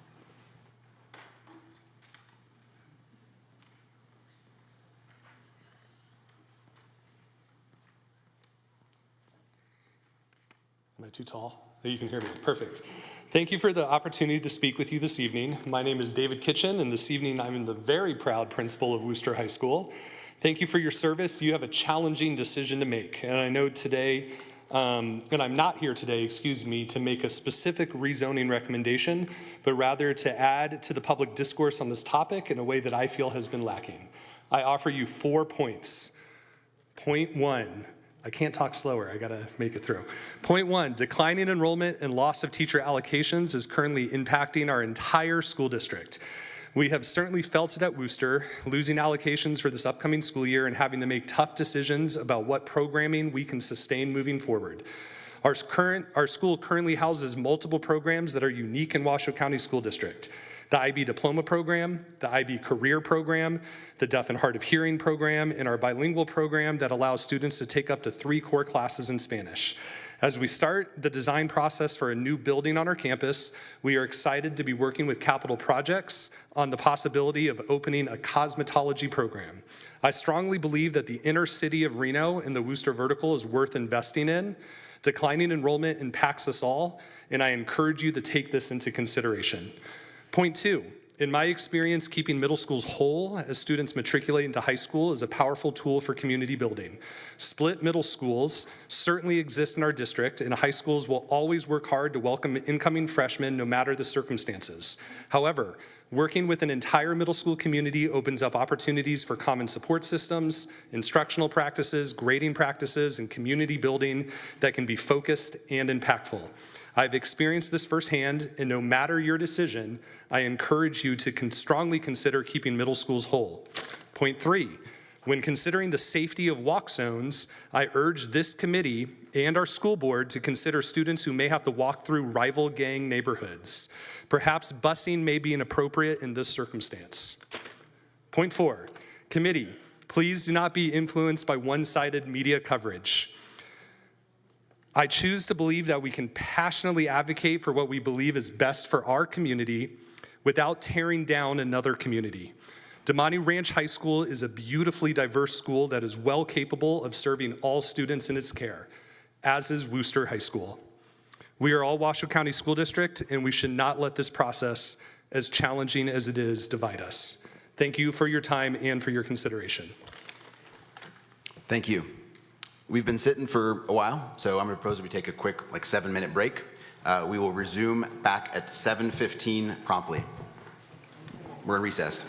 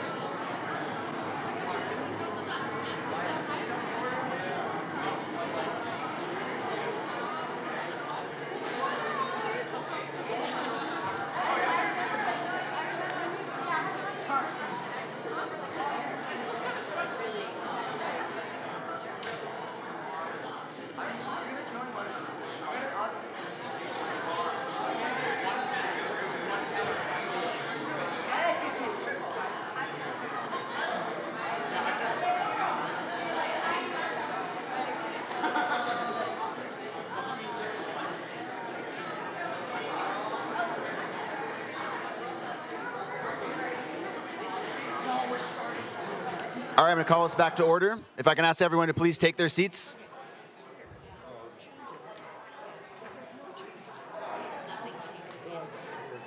Need a gavel. Just scream louder. All right, folks, we still have an hour and a half left of public comment, so I'd like to get us back into order. Thank you. Yes, there we go. Okay. So it is 7:16, and we're going to call it back to order. As I mentioned, we've done the tally, and if everyone takes 3 minutes, we still have an hour and a half of public comment, which puts us at about 9 o'clock, which we still have to deliberate. So I'd like to keep us moving. So who's next on public comment? Jocelyn Marquez.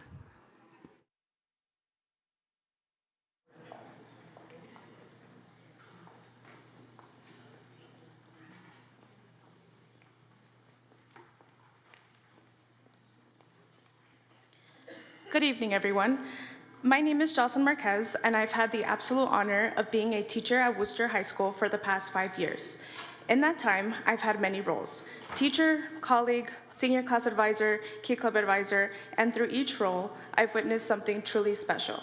A school that is more than just a place of learning, it's a community that uplifts its students, staff, and families. As a teacher, I've had the joy of watching students work with complex math problems and experience that moment when things finally click. There's nothing quite like seeing a student who dislikes math walk out of the classroom with some confidence, especially in the class that most students dread. The dedication and grit our students show in their learning is inspiring, and it keeps me excited to teach every day. As a colleague, I've worked with some of the most passionate, thoughtful, and collaborative individuals. My fellow educators are always exchanging ideas, not just about tests and lesson plans, but about how to better connect with our students, how to support them in and outside the classroom, and how to help each other grow as teachers. I've never once felt like I did not have my peer support. As a senior class advisor, I've seen firsthand the energy, creativity, and leadership our seniors bring to the table, from planning events to organizing fundraisers, to just showing up for one another. These students work hard to make senior year memorable, not just for themselves, but for the whole school. I am truly proud of them and all the work they have done. As the Key Club advisor, I've seen our students work hard for our community. They've given their time, their talents, and their hearts to help others by raising money for local causes, volunteering around the community, and being compassionate people. Behind all of this is an incredible administrative team who continues to build and grow the school with intention and care. They've introduced new programs like the bilingual program that has opened doors for our multilingual students and made the school even more inclusive and accessible. They lead with the vision that reflects the diversity and potential of our school. Time and time again, I've seen this school come together as a community that shows up, that lifts each other up, and that always does right by our students and families. It's amazing to see how many times our community shows up for our dine-in nights to support our fundraising efforts. Just yesterday, our admin, staff, and students volunteered to get splashed with buckets full of water to help our seniors raise money. I am shocked how our school was able to raise over $700 during lunch in this school-wide event. While there has been some talk about our school, I want to be clear and say that any student that comes to our school will get a quality education by some of the best teachers, counselors, and admin. We welcome all students and hope they want to call Worcester their school. I truly cannot imagine being anywhere else. I am proud to be part of Worcester. Thank you. Thank you. Justin Solamine.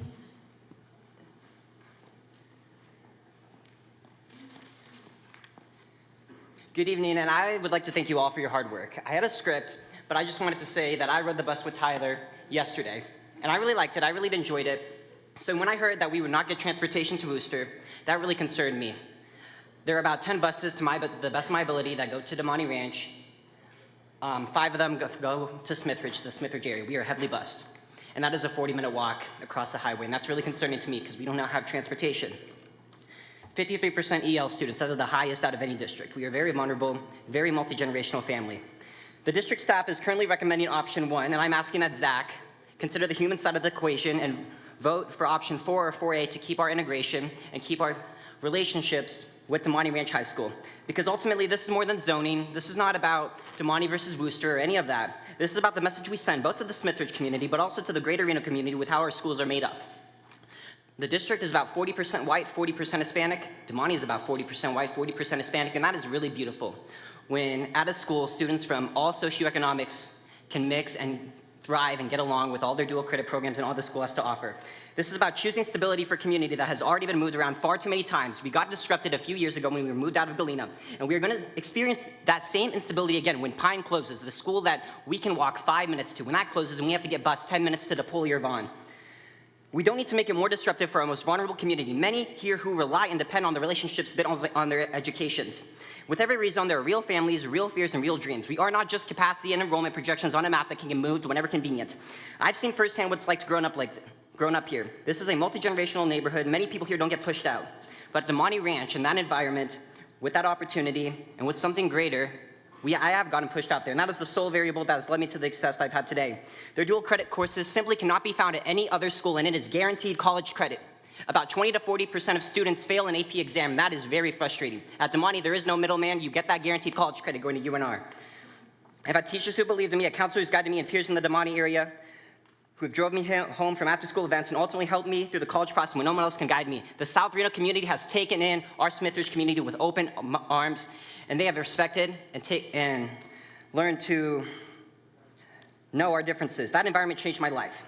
It exposed me to a world beyond my zip code, and that exposure of ideas, lifestyles of ambition, a different environment of Damani from our neighborhood is what shaped who I am, and it gave me the kind of well-rounded student experience every student deserves. I ask you to not just listen to the data, the projections, to the math, but to your heart. Think about the long-term impact of our students. Think about the messages sent if we leave the largest building in the South Central Reno area at 60% capacity, still the newest. Think about the low-income families who have constantly gotten rezoned. The principal at Marcy Hurst Middle School said that stability should be the guiding principle of the Zoning Advisory Committee, Brandon Brinkhurst, and I believe that too. Option 4 gives our students the ability to stay connected with our communities. If we are about school of choice, if we are about equity, our Smithridge parents here want to say, let's keep them there. Option 4. Thank you. Thank you. I know there's a lot of passion, but also a reminder, we do want to support our interpreters, so try to balance passion with speed. Thank you. Angie Bella Ramirez.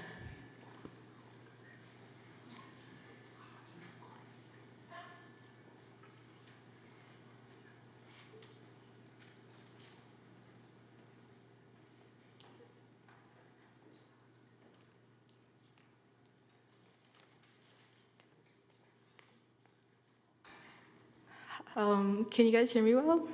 Okay. To the Washoe County School District School Zoning Committee, my name is Angie Bella Ramirez, as you heard. I'm currently a freshman at Worcester High School. I'm speaking today to ask you not to let recent news coverage sway your opinion on my school. I'm speaking to change the views of Worcester High School, as well to serve as the voice of my peers and my community at Worcester High School. Worcester High School is a school that teaches kids to be open-minded communicators and risk takers and many more qualities. Worcester gives kids the chance to become the person they wish to be beyond the field of academics. This shows Worcester isn't simply focusing on academics, but rather improvement of the student and being a support system for our communities of dreamers. While seeing that Worcester is an IB school, and I myself currently interested in the IB program and attending Worcester for the IB program, speech and debate has made my voice be heard and given me a sense of confidence with my public speaking, but especially made me more prepared and successful to take the risk and to speak in public spaces such as this one is the support Worcester gives to us dreamers. Being in the Worcester classroom makes you become open-minded to everyone's values and opinions. This shows that simply being a Worcester student makes you become reflected on your schoolwork, but also unique individuals. When in class, the experience makes me feel empowered and important within our school community, which is why each person impacts the culture and adds a positive impact simply by being at school. Worcester is a school that focuses on including everyone and adding personal touches to multiple student culture that we have at Worcester. Many students intend Worcester to be included in the Worcester IB program, which is a program that has multiple rigorous courses and to support those who wish to attend college. Our slogan at Worcester is Cult Culture. This slogan is important for us because it shows that Worcester supports multiple cultures around the world. This slogan is placed all over the school and as well as merch, such as posters, stickers, and clothing given to staff and students. Other communities of other schools say that Worcester is too ghetto, poor, even dangerous. But as a person in this school, none of these qualities I have listed are true. Rather, Worcester is a school that's sophisticated and scholastic, which is more than many schools can brag.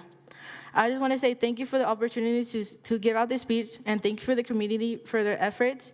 But also, I want to say thank you for your time and dedication to our community. I'm sure that your efforts will benefit everyone and bring everyone together rather than damage our communities within our school. Thank you very much. Thank you. Diane Martin.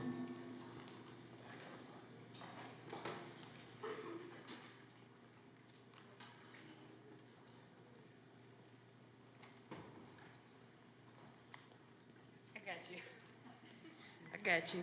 Okay.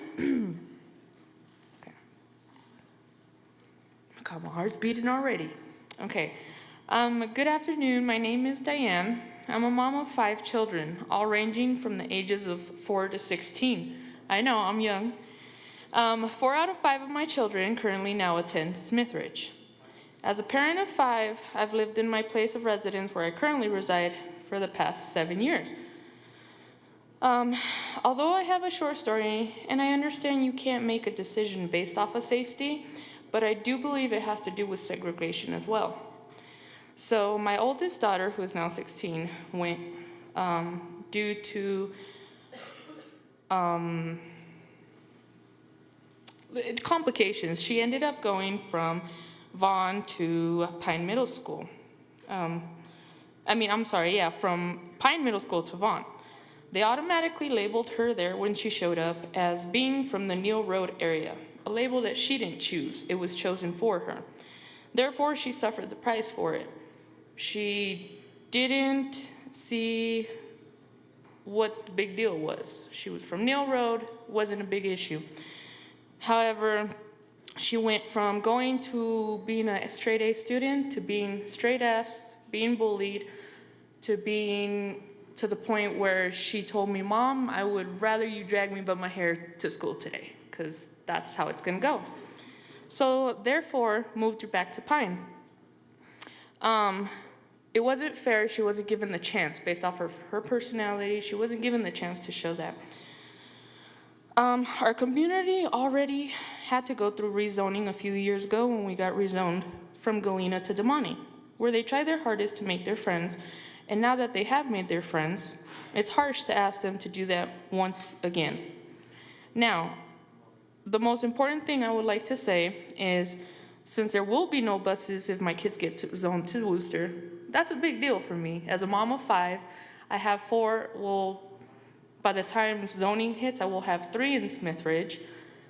If my kids fail, I want them to fail because they didn't try, not because I didn't do my part as a parent to get them to the places they need to go. So that raises like a huge for me, for any parent that has more than 1 kid. It's hard. I will have 3 going to Smithridge, 1 still going to Damani. So I would like, I personally vote for option 4, where it would allow them to go to DePaul and Damani and bust. I want to thank you guys for your time. I know you chose to either eat dinner before or after, but and I know we're all hungry, but thank you guys for your time, and thank you. Thank you. Annie Kell.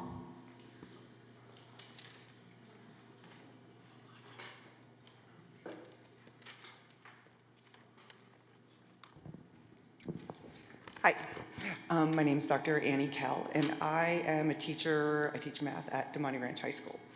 I'm commenting today in support of option 4 from several different perspectives. First of all, I'm a teacher at Damani.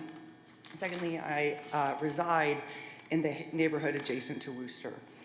And then lastly, my children, who are elementary and middle school age currently, are performers and will likely be attending the PAC program at Damani. So first, I would like to comment on the allocations that we would likely lose if option 4 were not to proceed. We would lose somewhere on the order of 10 to 12 teachers. So what that means for my specific department is that when we lost teachers, some of our extra programs would be cut short. I teach several concurrent enrollment classes where we offer college credit in the high school setting for free to any student. If we lose allocations, then the teachers are going to be more needed in the in the graduation requirement classes. I don't believe that the number of students that we would be losing will be matched in the new construction that's projected over the next 10 to 12 years. The PAC programs will also be impacted by lessened enrollment for the same reasons that our concurrent enrollment programs will be impacted. Another product that we have in the math department is we offer algebra credit recovery. Algebra 1 is a very, very commonly failed math class. It impacts a lot of students' graduation.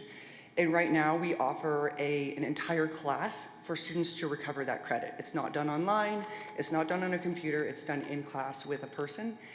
And it's a remediated setting, and that would be a critical graduation component that would be impacted.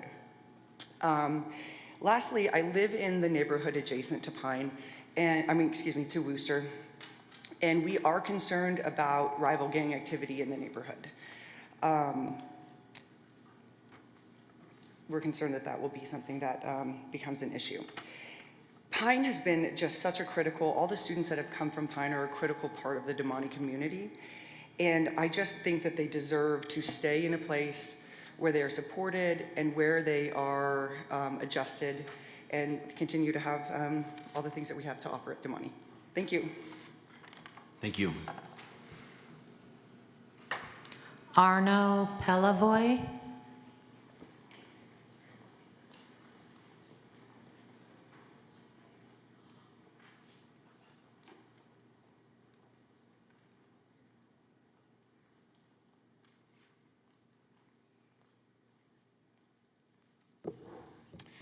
Okay, good evening. Thank you for taking all these comments. So my name is Arno, and I'm actually a bus driver for Damani Ranch. It's one of my school, and I pick up the kids from this area, Smith Ridge area. I like the comments from Worcester, Damani Ranch. Before being a school driver, I was a sub. Excuse me. I was a sub at Worcester. Subbed the French class, I loved it. That's where I was born, so. Subbed at Damani Ranch as well. Great school too, so I love both schools. So I'm here to talk against the option 4 to bring the Smith Ridge kids to Worcester. Some of the people said something about stability, and I think it's very important to keep them into that one school that a lot of them started already 1 year or 2 years ago and finished in the same school. Another point that someone brought up is the diversity. I think diversity is good. I think by taking a lot of the Smith Ridge kids from Damani Ranch to Worcester, that diversity will be damaged. And I like to see one of the strategic plan that the school district has is that, sorry, I have to read it, empowering all learners for their future. Every student will graduate with the skills necessary to thrive in a diverse and rapidly evolving world. And by keeping those kids at Damani Ranch, it's allowing us to empower them in this diverse world that they are at Damani Ranch. With all the other kids that are going there from South Reno. Another point that I have is from the guidance, the Reg 7107 that I was just reading tonight. As a bus driver, I see number 6 is avoid placing a transportation burden on any identifiable, sorry, it's late, I was up really early this morning, diversity subgroup. A lot of these kids that I pick up, we have 5 buses actually that are going from this area to the Damani Ranch. And we have about I want to say maybe 200 kids that we pick up every morning to take them over there. And so yeah, we have 5 buses.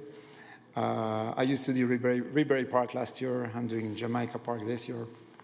And these kids, a lot of these kids will come to the bus either walking or carpooling because they don't have... Thank you. Oh. We're at time. They don't have the opportunity to drive over there or transportation. So I think it's very important to Thank you.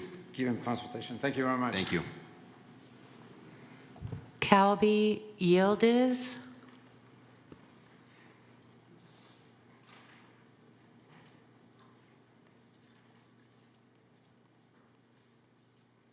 Good evening. My name is Calby Yildiz. I'm a Reno transplant and a homeowner in South Reno.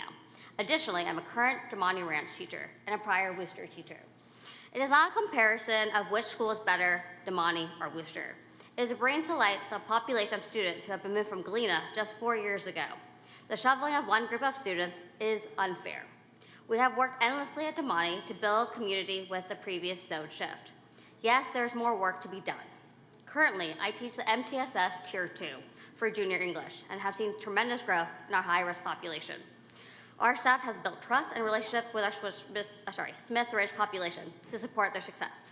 Many of our English teachers have EL endorsements to provide strategies for various English abilities. If you were to walk into my classroom, you will see a variety of economic and cultural backgrounds collaborating. This collaboration benefits not just Damani, but Reno as a community. Moreover, my development is the last Toll Brothers home as Taos is emerging to the right of my neighborhood. With student choice, many of my neighbors go to private, charter, and non-traditional schools in our district. I doubt the future projection will be as high as you predict. Transportation options for school choice are not available for many lower socioeconomic students. I also teach creative writing classes that support our PAC program. Our students deserve to stay at Damani, and hundreds of students have signed a student-led petition to stay at our school. By reducing our numbers, you jeopardize our PAC program and impact communities in our neighborhood. Sorry, families in our community. Thank you. Thank you. Jonna Prukon.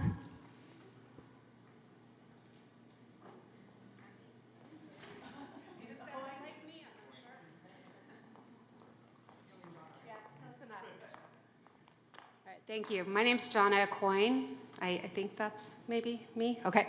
So I'm Jonna Coyne, and I wanted to speak to you with 3 hats. As a daughter, as a mother, and as a very proud educator in Washoe County School District. So I'll go in order of importance. As a mother, I have 3 children who all graduated from Worcester High School. I had a son who graduated in 21 and twin daughters that graduated in 23. The pride that these kids have is palpable, and I have to say that I felt it for the many years that my students were there.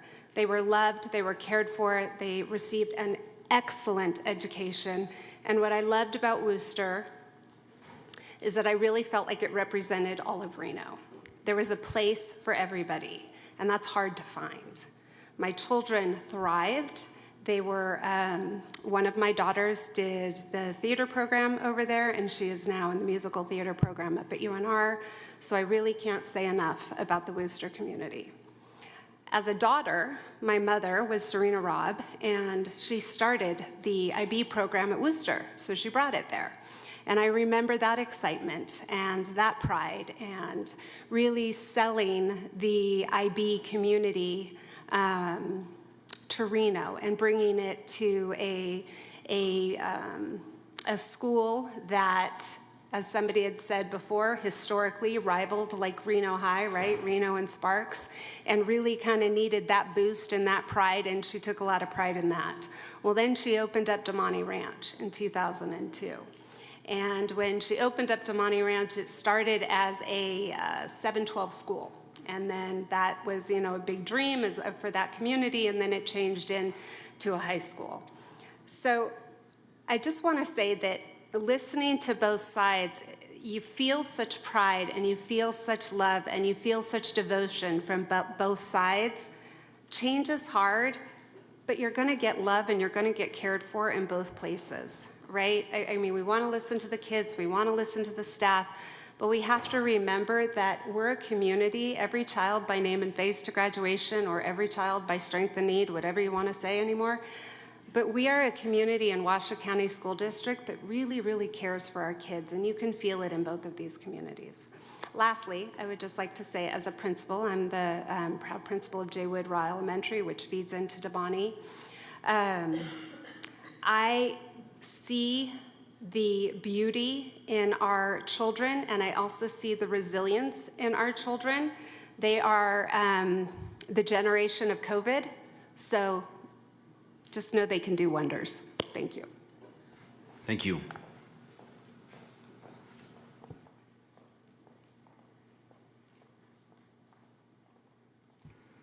Armando Alvarez Gonzalez.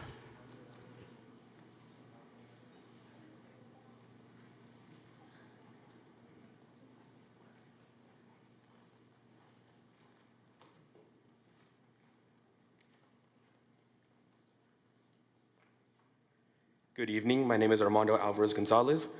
Speaking briefly from personal experience as a Damani senior and former Pine/Mariposa student from the Neal Road area, as well as the son of immigrant parents who did not have the fortune of completing 6th grade, I do not believe that I or others who would have excelled as well as we did if we had gone to another school other than Damani. Me and other students in the Neal Road area come from very different backgrounds and home lives, as well as the various struggles that come with it. So, many of us need that extra support of staff, and while I'm not fit to speak on other schools and experiences others have had in them, Damani, its staff, and the school spirit makes everyone feel welcome and makes us feel that we have a strong, stable support group, one that some may not have at home or anywhere else. At Damani, I've had the chance to take challenging classes and meet encouraging teachers that pushed me farther than I ever thought I could, and in turn, made me and many others from the area Nevada scholars with a significant jump on college and career readiness because of the AP and Jumpstart classes, as well as pushing me to pursue an engineering degree after high school rather than going into a trade, something that I thought I was destined for after high school. Speaking just off of my experiences as a Damani student and a Neal Road resident, if students in the Neal Road area were no longer zoned for Damani, I do not believe that it would be beneficial and maybe even harmful to some to what they believe they can achieve, and is why I believe the best path will be to keep students in the area at Damani. That is all. Thank you for your time, and you guys have a great day. Thank you. Amy Boyer.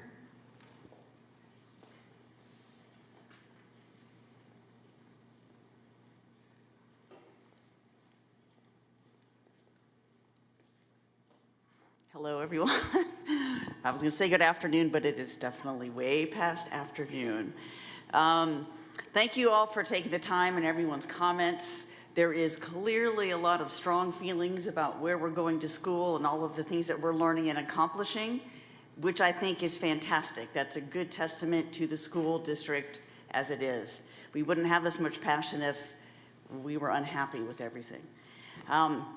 I wanted to come up here tonight and just to say a couple of kind words about Vaughn Middle School and Wooster High School.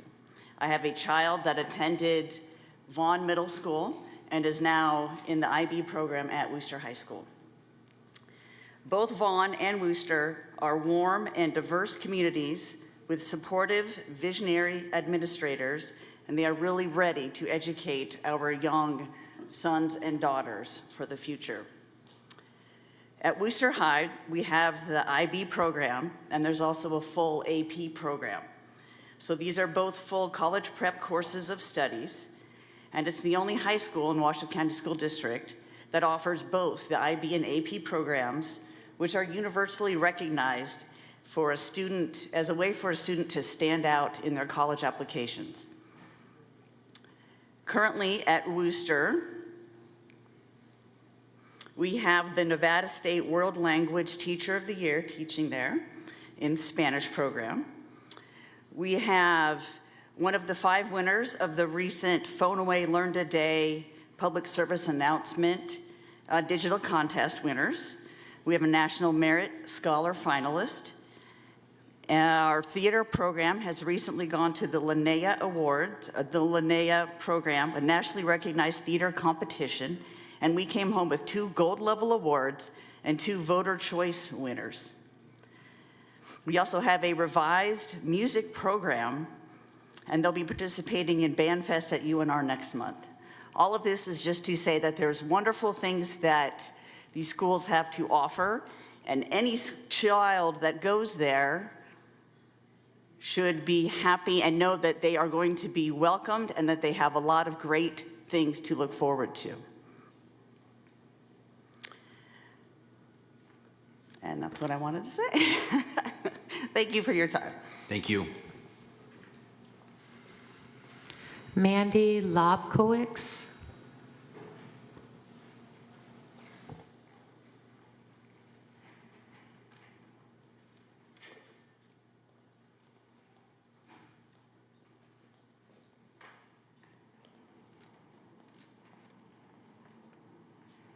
Good evening. My name is Mandy Lobkowitz, and I am the proud principal of Vaughn Middle School, both the old building and the new building. First, I want to thank the school board members for recognizing and considering the needs of the students in this community. We desperately need a new building, and we are very thankful to have construction in progress in the field. Things are going really well. Declining enrollment is impacting the district. It's impacting all of the schools, including Vaughn. Fewer students means fewer teachers, which means fewer electives and course offerings for students. We at Vaughn are grateful and excited that our new building will be able to hold 1,200 students, and that the school district and this committee are working to fill the new Vaughn so that we will be able to offer students more choices in classes. I would like to share some of the amazing things that are happening at Vaughn. Our students are growing academically and thriving. We have the International Baccalaureate Middle Years program, where all students take a world language and a design course during every year of middle school, as well as the fine arts and required math, English, science, and social studies. Some of our design students just earned an honorable mention at the regional level in an international design competition. Not bad for our first try. Right now, we offer Spanish and Spanish literacy for native speakers. With a larger student population, more teachers, we would be able to expand the number of world languages that we offer to our students. Maybe Chinese, maybe Paiute, maybe ASL. We do have an interpreter shortage. We have 25 students taking the AP Spanish language and culture exam in May in middle school. Last year, we had about 82 students take the Apple exam to earn high school credit in Spanish. We have 10 students attending the Horatio Alger Summit in Washington, D.C. in July, all expenses paid, for the 2nd year in a row. We have a math teacher who recently won a national award and is being recognized in Washington, D.C. I'm excited for the opportunities this new construction will bring for our school and community.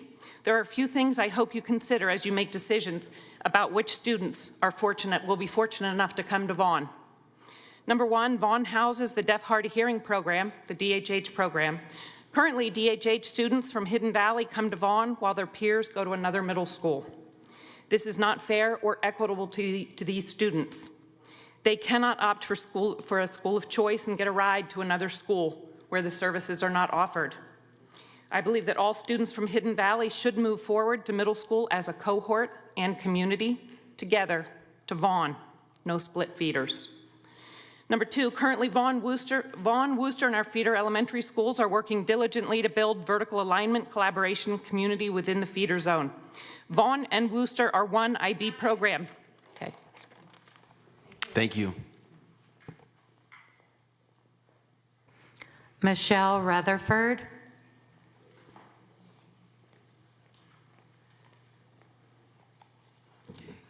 Good evening, I'm Michelle Rutherford. I am a teacher at Demonte Ranch High School, but I also wear other hats as well. I'm also a parent of 2 recent graduates from Demonte Ranch.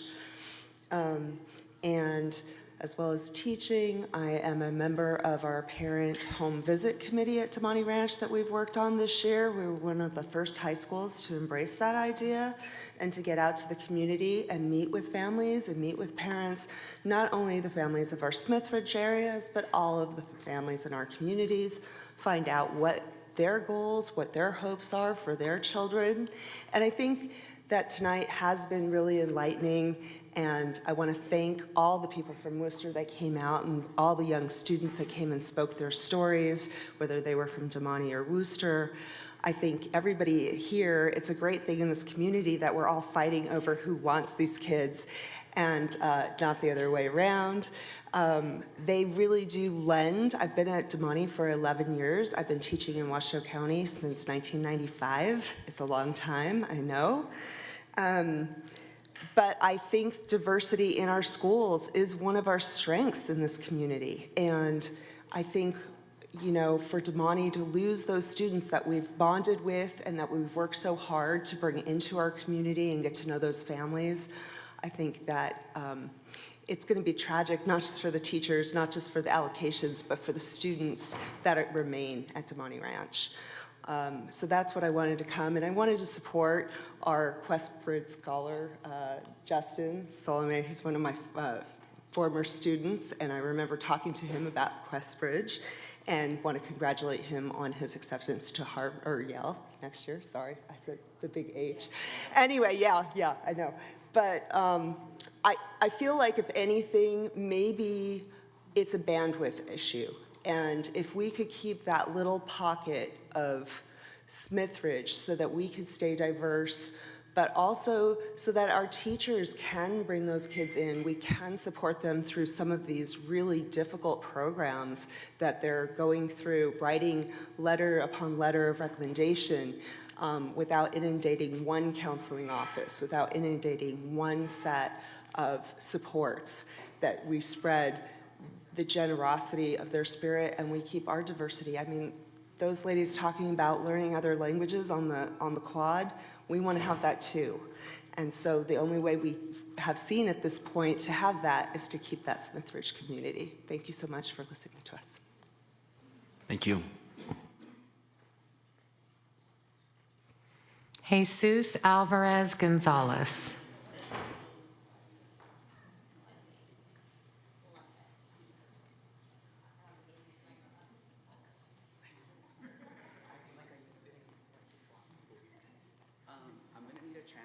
Someone to translate into English. Is that You okay? need a Spanish interpreter? Yeah, to translate into English for like a portion of it. Is that okay? From Spanish to English? Yeah, Spanish Okay. to English.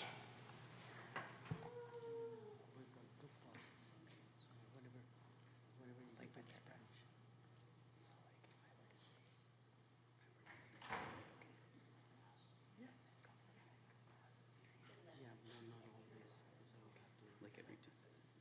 Yeah. I can do that. Okay. All right, so good evening. My name is Jesus Alvarez. I am an interesting case as I have lived in this community my entire life. Sorry for the limited representation of my community, as everyone is probably still working or getting themselves ready for work in a few hours at the moment. I think these options are very diverse, if you will. I not only live in this community, but I also attended Pine Middle School. I also attended Damani Ranch. Fast forward a couple years, I am currently a math teacher at Damani Ranch, who is also a first-gen graduate. As a new teacher, my position as a teacher is at stake yet again. Please do not base or judge the quality of my teaching or professionalism by what I'm wearing, as I have a life outside of teaching. I am one of the few teachers in the district who teaches math and speaks Spanish. I have the honor of communicating with my EL students in a language that they understand and can confidently speak to in their native language. Not only that, but also run the RTI support for geometry students at Damani Ranch, which has supported several newcomers to our school and will continue to support. The rest is in Spanish. It's going to be simultaneous, so they're going to hear. Okay. Yo tuve el placer de atender a la escuela de Damani y estoy feliz al decir que soy el primer miembro de mi casa al atender y graduarme de la universidad.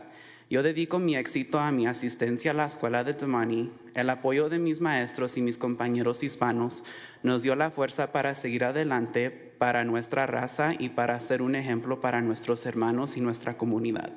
Aunque era uno de los pocos hispanos en Damani en el año escolar de 2019, cuando me gradué tuve la oportunidad de avanzar mis estudios para prepararme para graduarme de la universidad un año temprano. Ahora, como maestro de matemáticas en la escuela de Damani, quiero ser el ejemplo y figura personal para mis estudiantes que piensan que no pueden lograr lo que quieren por su étnica. Quiero apoyar a no solo los estudiantes que hablan inglés, pero a los estudiantes que hablan español también, porque también deben tener la oportunidad de avanzar sus estudios y prepararse para tomar clases que son más difíciles.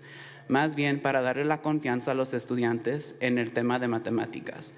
Cada escuela tiene su beneficio, aunque no puedo hablar de las culturas de otras escuelas, les puedo decir que en Damani estamos unidos y estamos preparando a sus hijos para lo que desean hacer después de graduarse. Como vivo en esta comunidad, entiendo que esta zona puede ser muy vulnerable para los estudiantes, pero les puedo decir que diario trabajo para enseñarle a sus hijos cómo funcionar cada día. Yo, un hijo, un hermano, un vecino y un maestro estoy preparado para apoyar a mis estudiantes para que tengan las mismas oportunidades que yo tuve cuando atendí la secundaria. Muchas gracias. Thank you. Rodri Gilbert.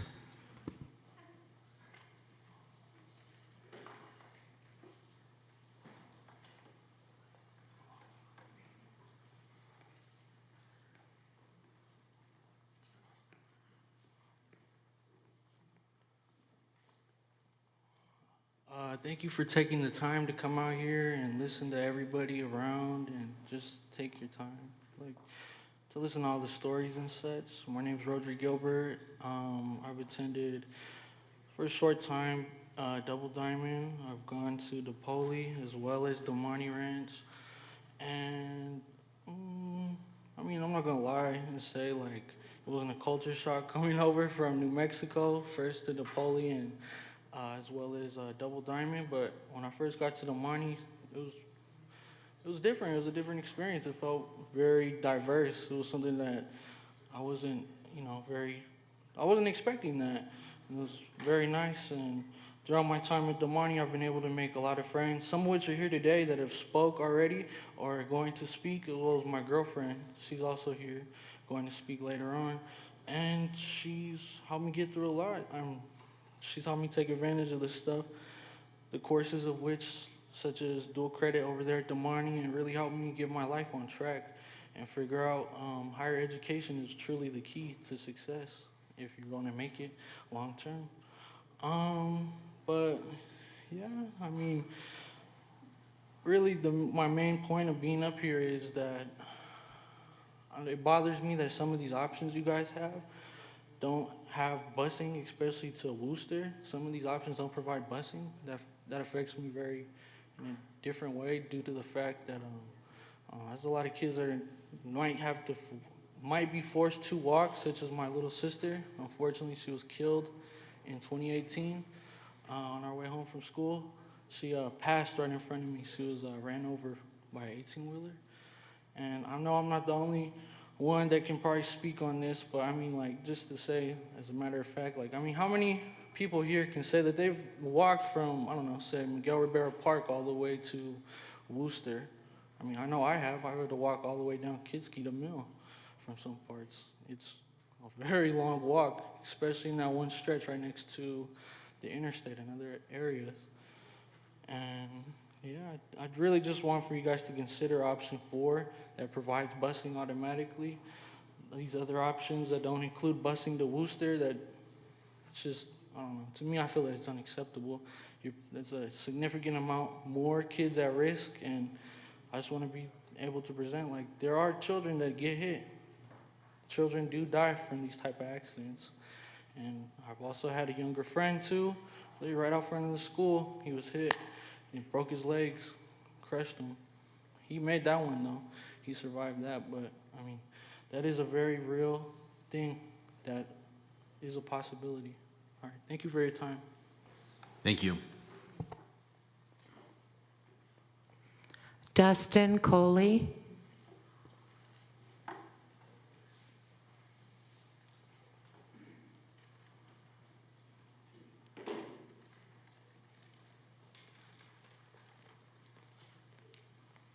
Hello, and thank you for being here on a very long night like the rest of us, right? Hello, I am Dustin Coley, and I have been a science teacher at Worcester High School for 12 years. And today I'm here to talk to you about my school. 13 years ago about this time, I was actually finishing up my student teaching at Damani Ranch High School. And I really enjoyed the school climate and really hoped to, I love talking fast, my students hate it. And really enjoyed the climate, and I hope to get a position there. But believe it or not, over a decade ago, it was actually pretty hard to find a job as a science teacher, and only Worcester was hiring. At that time, I think that I, like many people who have been talking about our school recently, both in social media as well as in legacy media and news articles and reports, believed that Worcester was an unsafe and underperforming school. It only took me about a couple of days teaching there to completely change my mind.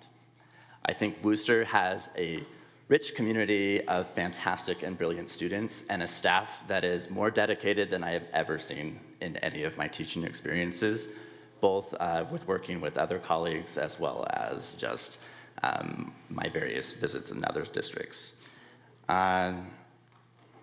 It has been said that our school is not diverse due to the fact that our population is largely Hispanic. As if to say that all Hispanic students and their families have the same story, the same culture, and the same status in life. This discounts the diversity of our over 30 Hispanic countries and cultures that our students hail from. Not to mention that as a newcomer center, students arriving to Worcester from all over the globe. I have had students pass through my classroom from over 5 continents, from countries like Bangladesh, the Congo, Ukraine, Syria, and Haiti, to name a few. Worcester welcomes these students with open arms and services that support their learning in our district. Our staff is well equipped with the skills and resources necessary to support these students, whether it be for English language learning, staying on track for graduation, or simply moving through the complicated minutia of day-to-day life. Our student body embodies empathy and compassion and recognizes that what makes you different is to be celebrated as your strength. Our international baccalaureate programs are the most comprehensive and holistic college preparatory programs in the district, empowering students to make the world a better place for generations to come. Our graduates spread throughout the country and world, flourishing in colleges and universities, including current college freshmen at colleges such as Stanford, Princeton, and Georgetown. Oh, thank you. Thank you. Dare Castillo.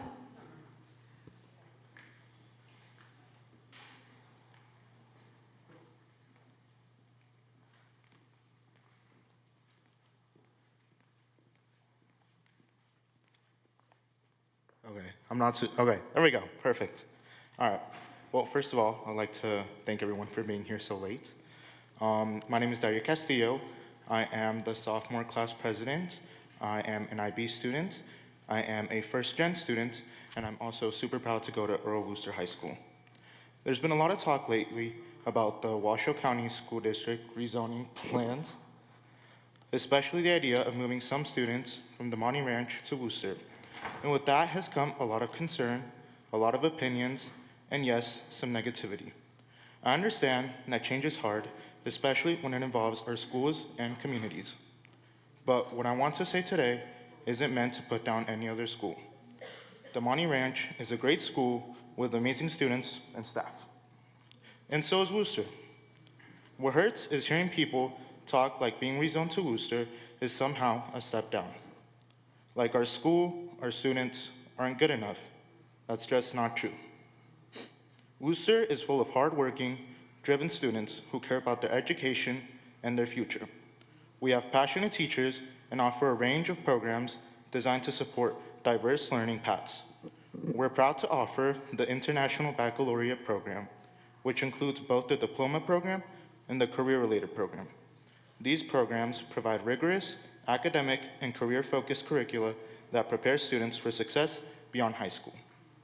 Additionally, Worcester offers a bilingual program that supports students in developing proficiency in multiple languages, fostering a multicultural learning environment.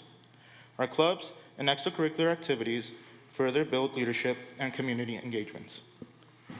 One example of our strong community spirit is a new event we started this year called the Cult Community Conference.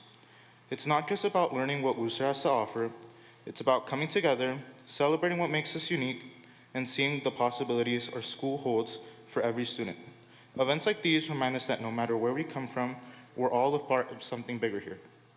We may not have brand new facilities, but we have something just as important, a strong, supportive community that looks out for one another. That's the Worcester I know, that's the Worcester I'm proud of. So when people question if Worcester is good enough, they're not just talking about a building. They're talking about real students, real families, and real educators who give their all every single day. And I promise you, we're not just enough. We're strong, we're growing, and we're ready to welcome anyone who joins us. Thank you. Thank you. Kovman Ontiveros.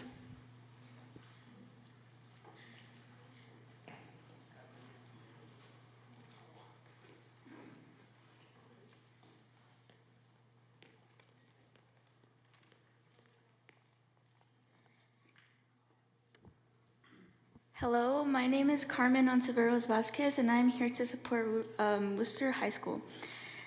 First, I want to say that when I first went to Worcester High School, I was nervous. Such so as a lot of kids are nervous to go to new high schools or go to new middle schools or go to new elementary schools.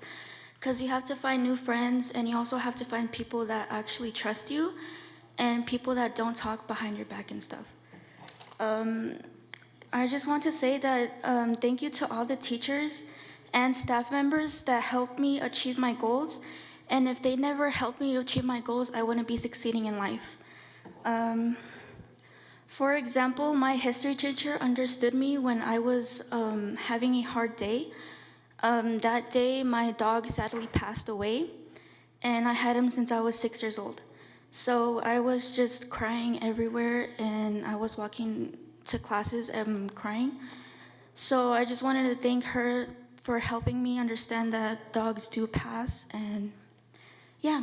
So this is one example of how truly amazing and how supportive our teachers are at Worcester High School. And no matter what school you go to, always be respectful and always feel that you're respected by teachers and students, and most importantly, staff members. Thank you. Thank you. Brian Mole.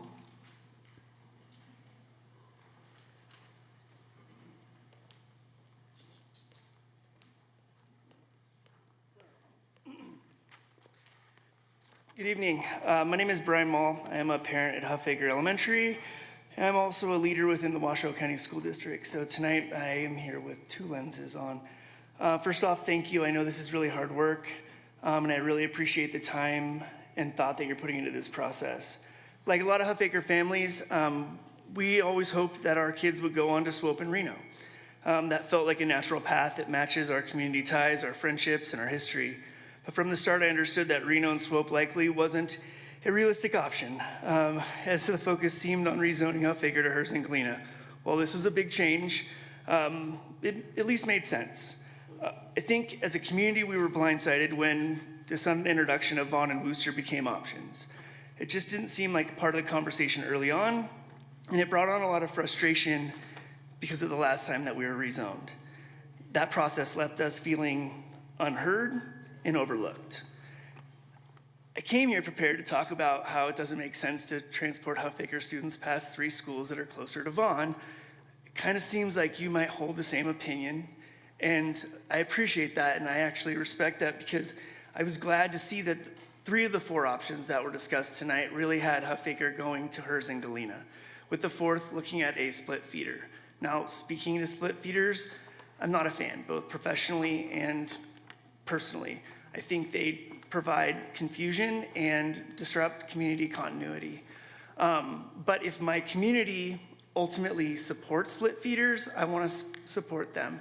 Because as a leader, my job is to honor what my community feels and honor the voices and advocate for what is right by students, even if that's not what I personally believe in. I want to bring us to the Washoe County School District promise that says that we will know every student by name, strength, and need, so they graduate prepared for the future they choose, and we will deliver on this promise in partnership with our families and communities. So I want to urge caution when it comes to drawing boundary lines for other communities like those zoned for Damani Ranch. Damani has a strong feeder pattern and families who aren't looking for change. So let's not disrupt stable systems just to fill seats elsewhere. I think there are other ways that we can utilize space in under-enrolled schools. So in the end, it comes down to doing right by students and families. So let's stick to our values, let's be thoughtful, and let's get this one right. Thank you. Thank you. Antonio Angelo.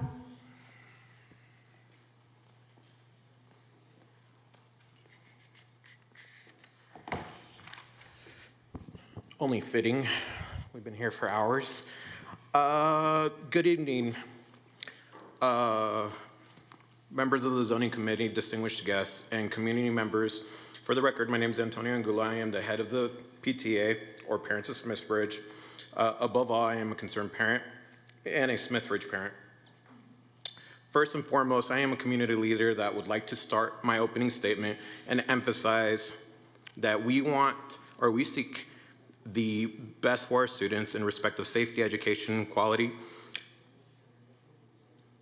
and diversity for our communities and neighboring areas. We believe in both schools are capable of having all these met. District staff are currently recommending for option 1. We, as a community, are asking Zach to overthrow that recommendation and vote for option 4 or 4 alpha. With that noted, we feel that the best opportunities for our community and for our students is option 4 or 4 alpha. Option 4 allows us to keep our partnerships and ties with our current communities and give us the best integration with South Reno. As it stands, it is not favorable for our students to be rezoned to our communities to the west.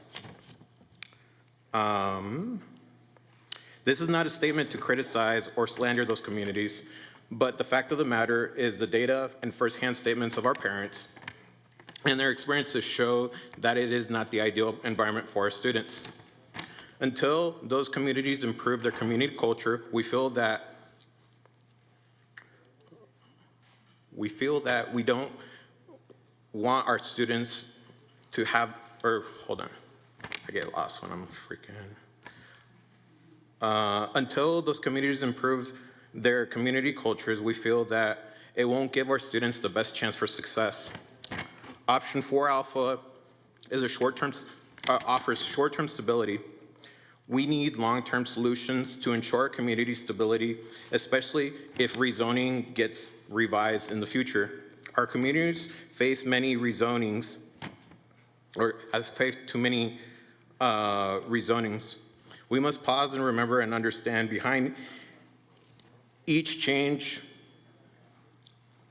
there are real families with hopes and fears. We all have different views and we should not be reduced to mere numbers or allocations. We should not be rezoned out of convenience, but what is best for the community. Furthermore, we were promised that of a trade up. Oh, hold on. Furthermore, thank you for your time. Thank you. Pablo Nava Duran.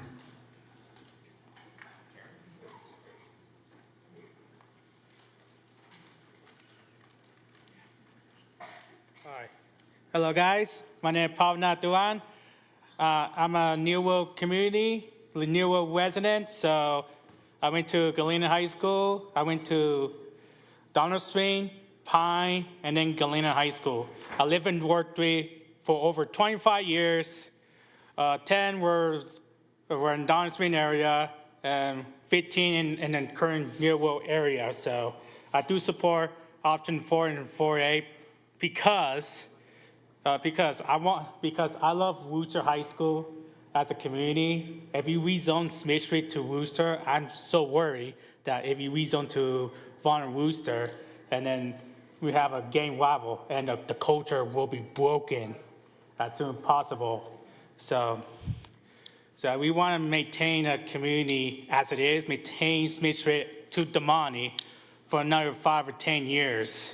And hopefully option 4A is the best for this community and for the school district, because I know Vaughn need a lot of women, so we can rezone to Vaughn and then stay at Damani. I'm okay with the split feeder. I'm okay with split feeder. I tell the all community agree, in my community agree to build as a K-8 school. That will solve problem and then maintain to go to Damani. Make sure the K-8 school at Pine will go to Damani feeders, as a Damani feeder schools. I tell, and also I want to help on Vaughn and Wooster women.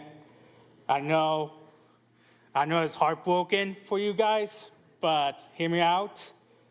Wooster High School has essential location programs, and they can control the students for IB program and bilingual program. It's essential location of a Washington County School District.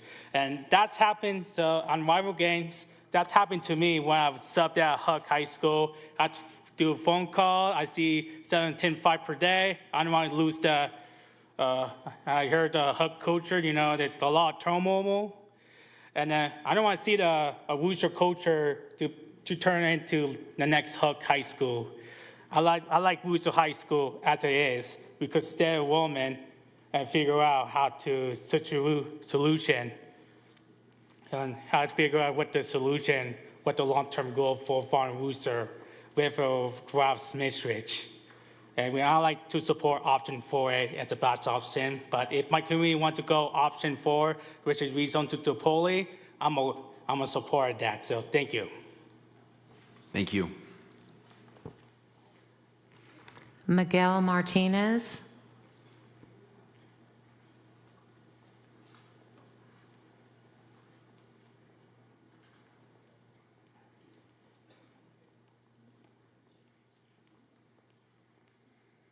Good evening. My name is Miguel Martinez. I am the current council member representing Ward 3, which encompasses about 90% of the areas that you're speaking about today. And despite this not being a matter that I have a vote in, I wanted to come and represent some of the concerns and issues that I've been hearing from the community.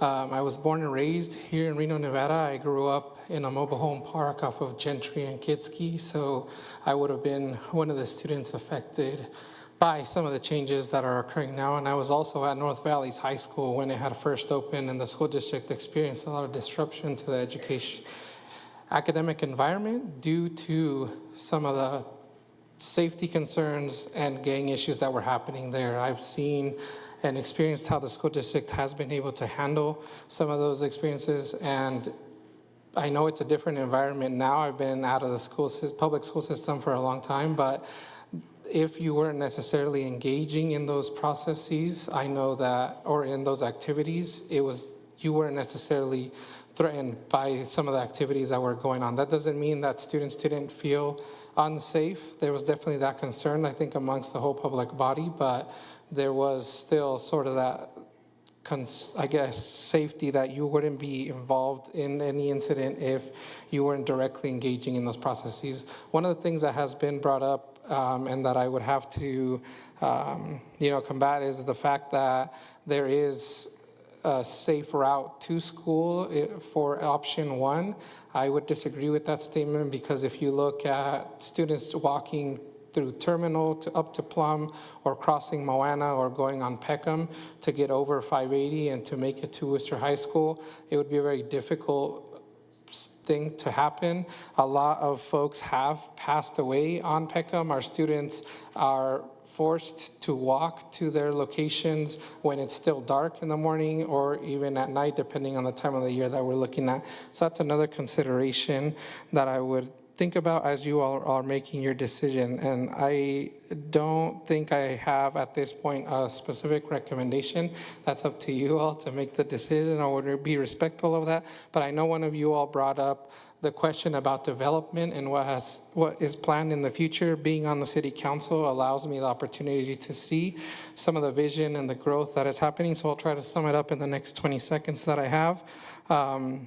I know that we are looking at ways to amplify our policies to make infill development happen more within our urban core.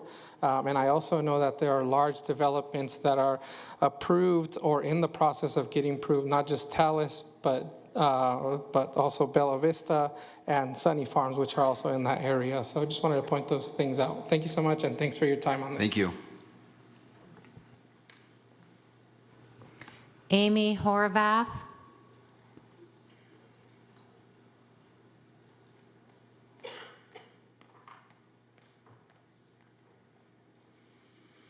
Hello, my name is Amy Horvath. I have 2 students attending Huffacre Elementary School. I'm a mom, community member, small business owner, and educator. Looking at the options in front of you, I'm in support of option 1, the staff's recommendation, with the caveat that Smith Ridge receives bus transportation to Worcester. Sorry, I'm dealing with allergies. From Smith Ridge Elementary School or from here at Pine Middle School, it's a 53 or 54-minute walk to Worcester High School. Worcester begins at 8:05 a.m. I cannot imagine high schoolers being asked to walk an hour to school at 7 a.m. when it's dark during part of the school year. This will not encourage student attendance. Option 1 provides for no split schools, no split boundaries within subdivisions. It also follows the closest zone schools and geographical boundaries and complies with feeder patterns, all outlined in Regulation 7107. However, from what I've heard tonight as a parent and educator, it sounds like the students of Smith Ridge have been rezoned multiple times like the students of Huffacre. Therefore, I'm also in favor of option 4. This option removes the worries of rival gang violence, which I spoke about last time, an hour walk to high school, and most importantly, it maintains the relationships and communities students and families have already created here at around here at Smith Ridge. Stability is key. After the last meeting, the criticism Huffacre families received was that we were not united on where we wanted our students to attend. However, we are united. For a variety of reasons, we are united in not wanting our students to attend Vaughn for middle school. I know that some Huffacre families would prefer to go to Swope and then to Reno. However, based on attendance numbers, I do not see this as an option, as it would put stress on Swope. Staff has also identified this. I believe, as a rule, it is important to keep Huffacre families and communities together. It's important to keep all elementary students and communities together through middle school and through high school. It's unacceptable to allow for split schools and split boundaries anywhere in this district. For Huffacre families who would like to attend Swope, the GT program and school of choice could allow for potential admittance to Swope without putting all students in a split situation. On a side note, I'm not really sure why Vaughn is being rebuilt as such a large school. It's not an area of large development or proposed new development. It feels a little bit like Field of Dreams, if you build it, they will come, except there isn't a plan for them to come. I feel, unfortunately, a mistake was made in rebuilding Vaughn as a larger capacity school, and therefore needing to fill it with students in order to meet quotas. The error is now trying to be righted by filling the school in any way possible. And in doing so, you're not following the guidelines from the admin regulation 7107. As students here tonight have reminded us all, thank you. Thank you. Caitlin McDaniel.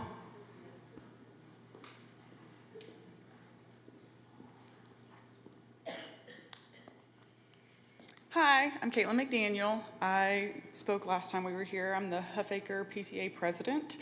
I am happy to see that y'all were able to listen and take into consideration what our Huffaker parents said last time. Most of our options rezoned Huffaker to hers and Galena. I'm pleased with that myself personally. I like the idea of hers and Galena as they are a more STEM-focused school, and that's just kind of where my family leads, with my husband and I both being engineers. I am not a fan of split feeders, or the more I listened tonight, hearing that the students that were already at Smithridge were going to get rezoned to somewhere else, that were going to Damani Ranch. So I'm personally in favor of option 4, to allow those Smithridge students to continue where they are, and that also puts Huffaker at hers and Galena. Thank you. Thank you. Abigail Brown.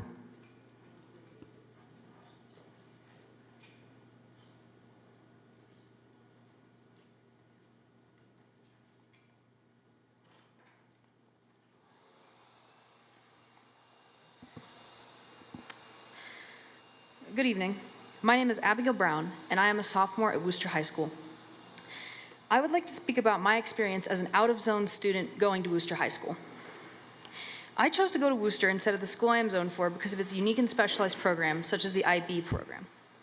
When I started Worcester, I only knew 3 people that had chosen to go from my middle school. And yet, I have never felt lonely, despite lacking the long-term connections many other students had. In the 2 years that I've been going to Worcester since, I have never felt excluded in any way. This is because Worcester has a stunningly diverse and accepting student population. It's possible to find people from all walks of life, and I have met people from places that I would have never met if I had not gone to Worcester. Worcester has offered many unique opportunities, both for me as a person and me as an artist. Through these opportunities, I've been able to watch my friends and classmates excel and grow in people, and grow as people. Our school also has amazing teachers who are always willing to lend a helping hand or an ear to any student, no matter the problem. In my opinion, Worcester is a wonderful school that has given me many amazing experiences in the time that I've been going, and I hope and believe that I will continue to gain such experiences as time goes on. Thank you for your time. Thank you. Cyrus Beck.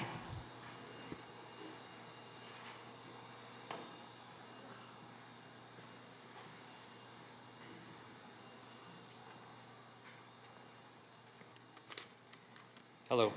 I'd like to start by just acknowledging all these young people from both schools and how articulate and compassionate and passionate they are, and that they're all right, that they have wonderful schools and wonderful staff. That's been proven as well.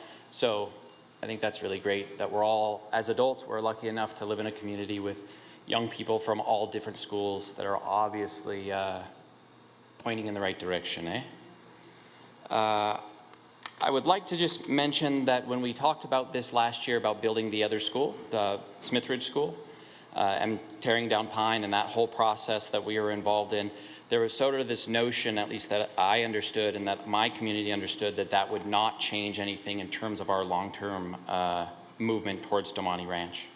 So this is sort of surprising a bit, yeah? Like some of the people said, I Google mapped my address to Worcester High School. It is an hour and 2 minutes down Kitski. School starts at 8 o'clock. My 14-year-old daughter will not be walking to school at 6:45 in February, nor will any other 14-year-old daughter here, is my assumption. You mentioned that if there a safety concern is acknowledged, I just don't know what that means. What is that safety concern? When does it happen? Is it a kid being hit? Is a kid being taken? Is a kid, you were talking about rival gang communities, is our children walking into their territory a safety issue? What is that safety issue we're all waiting for? I think to take our community and fill seats in any space and expect our community to bear the burden to walk 2 hours to school is unjust, unfair. It's just not acceptable in any way that that is part of a plan. That is not a plan, that is a liability that you're putting on me and my 14-year-old daughter that I will not accept. I don't mean to be too passionate, only to the microphone. Finally, we get calls all the time from our principal and our school over here at Smith Ridge that our attendance is down, that we need to really make sure our kids are going, make sure our kids are coming every day, not just Monday through Thursday, but also on Fridays. Apparently Fridays aren't a big school day. Walking 2 hours in February will not increase these children going to school. That's just silly season. Nobody really believes that. Nobody thinks that's real life. That's not real life. My 15-year-old son wouldn't walk there. My 14-year-old daughter won't. And I can't think of a father out here who is going to allow their son or daughter to walk down Kitski for an hour, both morning and night, lose all of their extracurricular activities to make this work. Time. Thank you. Areli Munoz.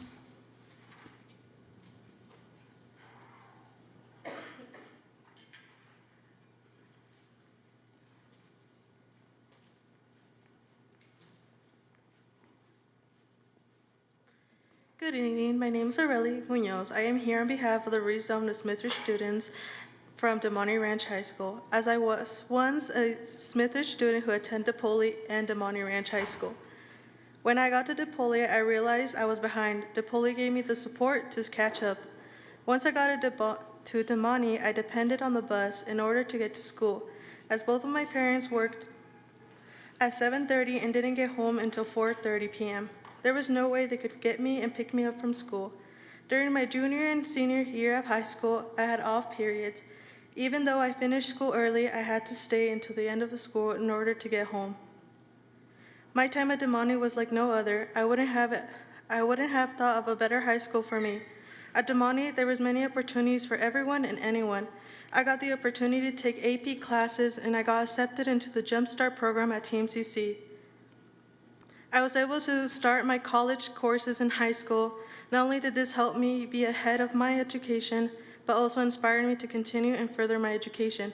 I'm a first-generation child with an advanced diploma and a 3.5 GPA who got accepted into the University of Nevada and Johns Hopkins University for pre-med and nursing.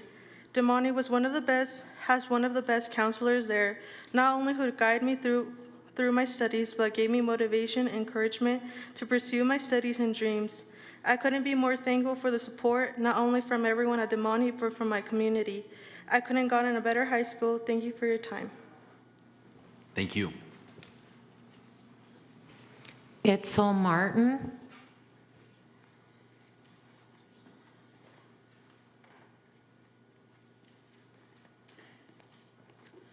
I'm Itzel Helena Martin Villaseñor, and I would like to start this off that I would be one of the students affected by the rezoning, and that I'm speaking on behalf of anyone who couldn't attend, and for the students of the area of Smith Ridge itself.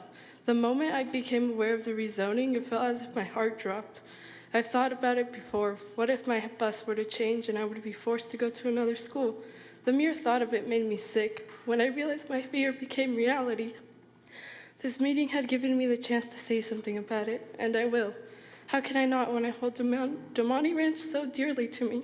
I attended Pine for middle school, and I went on a field trip during my 7th grade year. The field trip was at Demonte. The feelings I felt while seeing everything, I knew I was meant to attend Demonte. Demonte was the school I wanted to go to, needed to go to. I knew that even before the trip was over. I'm only a freshman, not a part of the Performing Arts Center, but I am involved in band. The honors classes I'm taking now have advanced my education so much further than I had just left Pine. I can say I have learned so much in one semester at Demonte than my whole 8th grade year at Pine, maybe even include 7th grade. I came to Demonte 2 weeks before school had even started for marching band, and my experiences there, the environment and the people were also astonishing. I can say students have a connection with Demonte somehow, whether it's their friends they get to see, a teacher or a coach they trust, or a class they truly enjoy. All the students from the area of Smith Ridge that are currently attending Demonte are already a part of it. We are taking an already vulnerable community and giving them an even greater disadvantage against other communities. It would widen the racial and socioeconomic gap between schools. Students should be the first priority when making these decisions. Plans like this can affect our lives, our future. You'll only be affecting our education and social life, forcing us to start new when we don't need or want to. I personally don't know where I would be if I wasn't allowed the chance to attend Damani, and that feeling is shared with many other students and graduates. Think about the students who have already started their high school career at Damani, especially juniors and seniors. Is it okay to take them and throw them into something completely different in the most important years of their high school lives? Students should stay where they're comfortable. Diversity should be kept at Damani. I will stand by the right for Smithridge students to continue attending Damani. It's the school I want to look back with fond memories and say, I graduated from there. Please keep Smithridge at Damani. Thank you. Thank you. Braylon Diaz.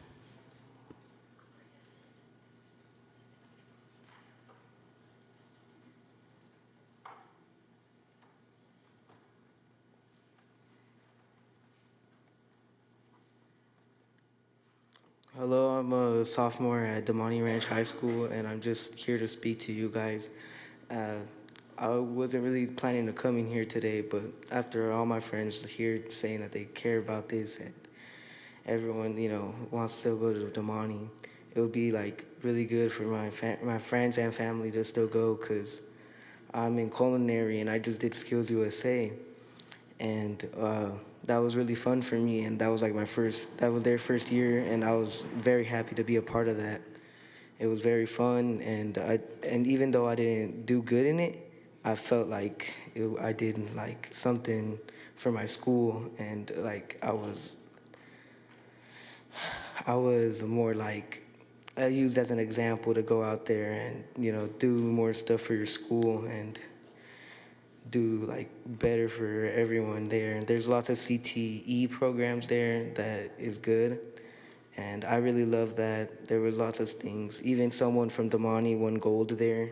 I was very happy for him, and lots of other places. And he won gold for computer science, and I was like really happy for him. I didn't know him personally, but I was very happy for him. And I hope he does good. And I hope you guys show, like, if we could still go to Damani, it would be great. My little brother would be affected. He goes here right now, and it would be perfect if he just went to Damani Ranch, because that's where my mom, my older brother, and me are going. Thank you for your time. Thank you. Angela Tan Galvez.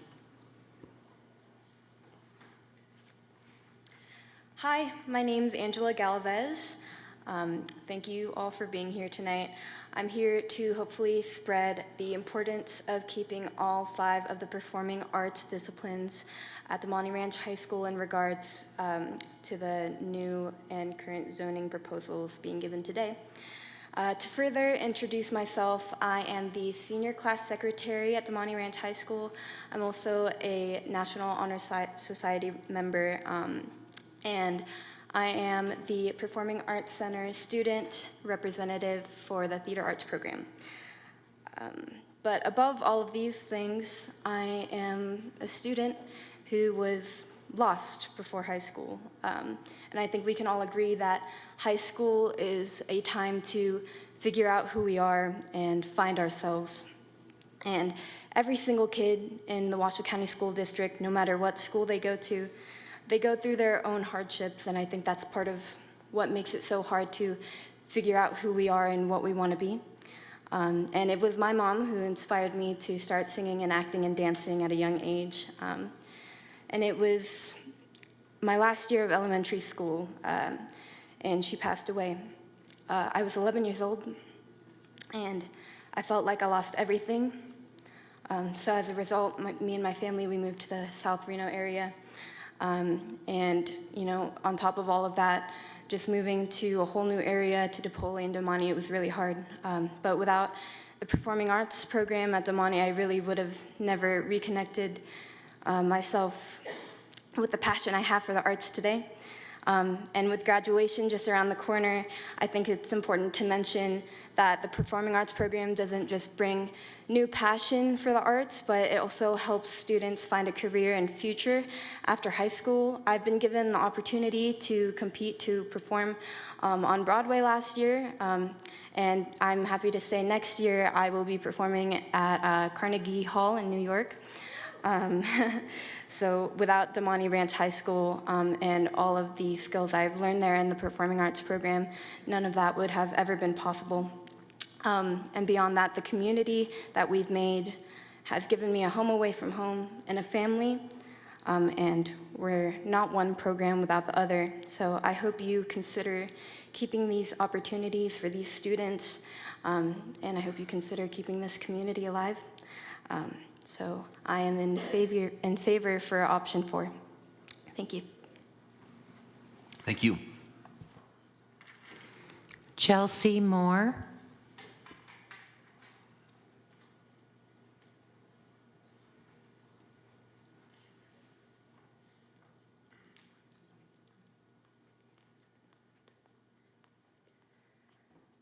Ooh, I hate public speaking.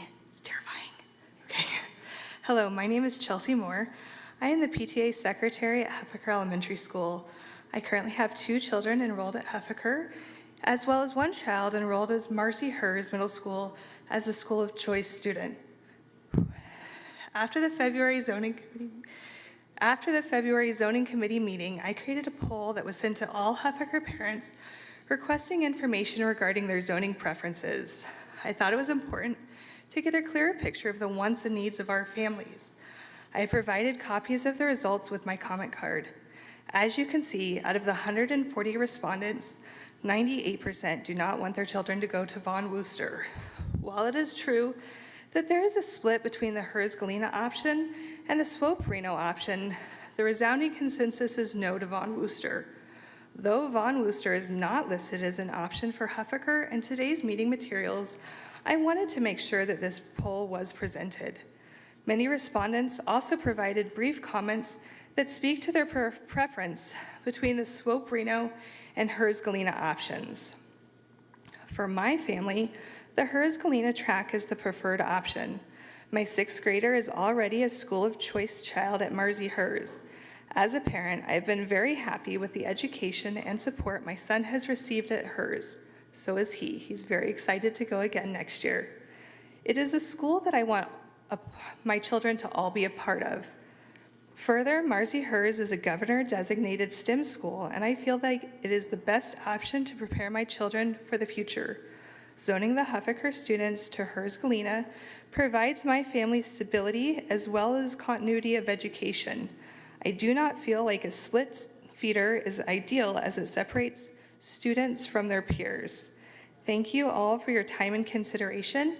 I know this is a challenging process, and I appreciate your dedication to listening to everybody's comments. Thank you. Thank you. Catherine May.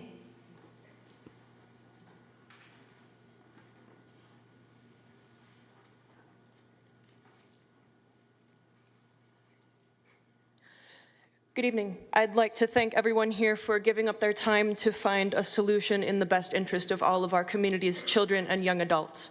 My name is Catherine May. I am an assistant instructor for the band programs at DePoli and Marcy Hers Middle Schools, the program coordinator for DePoli's Winter Guard, and the brass and visual coordinator for the marching band and indoor percussion programs at Damani Ranch. I'd like to share my experience being involved in the Performing Arts Center curriculum and the impact it has on the students it serves. I recall my own experience in a school where the choir room was in the basement, the band room was wedged between the weight room and the gym. We built theater sets from scratch in a multi-purpose room, and I was the first, and to my knowledge, still the only student in the school's history to make Missouri's all-state choir. I remember growing up feeling like I was stuck on an island alone, unable to share my deep love of the performing arts and the unique mode of communication that it afforded me. I remember feeling totally unable to communicate with my peers, and most of all, I remember feeling trapped, thinking of ways to injure myself badly enough that I wouldn't have to go to school tomorrow or maybe ever again. But every time I would remember that tomorrow morning I have band, And so maybe I could hold on a little bit longer.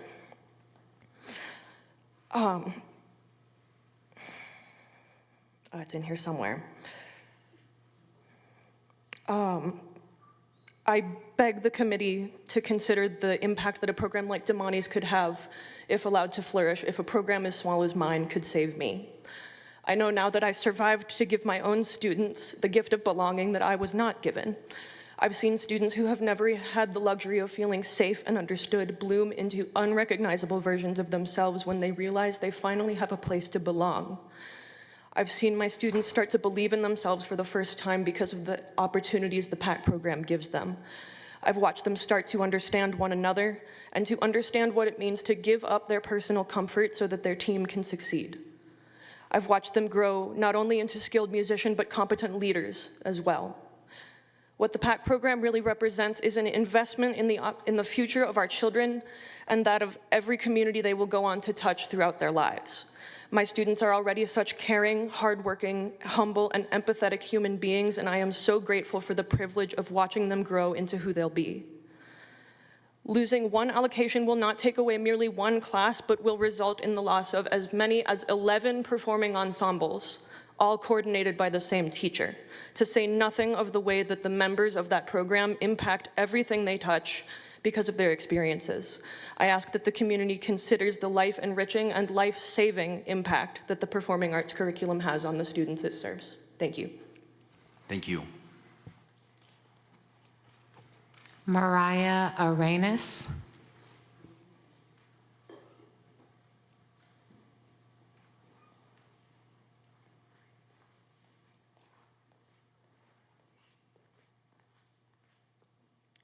Hi, my name is Mariah Arenas. I am a student, I'm a freshman year student at Monty Ranch High School, and I am not a part of the PAC program, but I have been very, very involved with band like all of middle school, and I hope that I continue staying very, very involved all throughout high school. Middle school was not an easy time for me. It was very, very stressful. It was very hard to come to school every day. But knowing that I had an incredible band director at my middle school and knowing that I had something to look forward to and something to escape was something that kept me going. And I love my band here. And I came here from Vegas about maybe a little over a year ago, and I was always wanting to go to Las Vegas. LVA, I don't know if you guys are familiar with it, but it's a performing arts school, and it is incredible.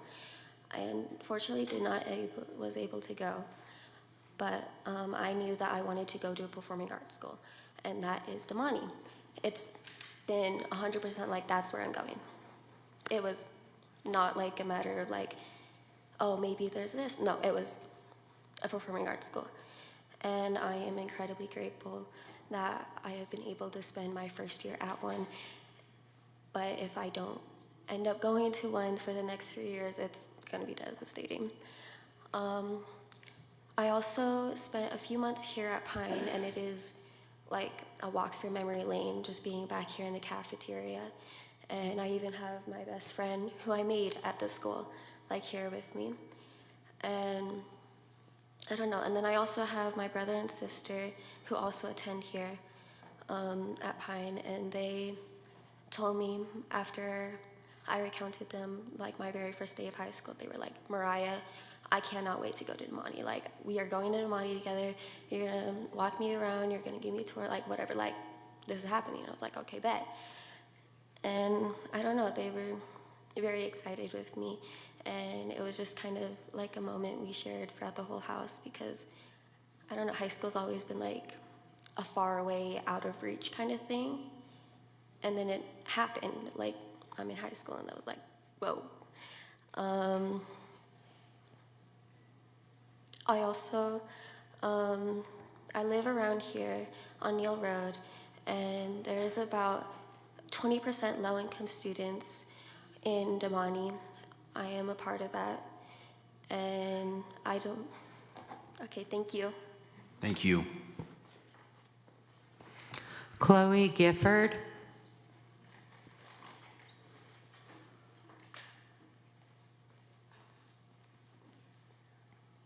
Good evening, students, parents, teachers, admins, and peers. My name is Chloe Gifford. I am a part of Damani High School and the leadership program. I am also another student that really tried pushing for our meetings, interviews, and everything alongside that brought us here today. When Justin reached out to me, I was all for the petition and emailing the WCSD rezoning board, which leads me here today to talk about option 4. Our zoning is a great diverse environment, and for my siblings, I would also like them to continue here. I am also concerned about the students that have free choice of school and about transportation options. Students have transportation to the school of their choice and will have to find a way, whether it's from person to person, city bus to bus, or even the option of walking. Right now, Smithridge is a very vulnerable and granted a diverse environment in a suburban neighborhood. Think about the kind of district we want to be, one that builds bridges between neighborhoods, not walls. Thank you for your time. Thank you. Alejandro Rivera.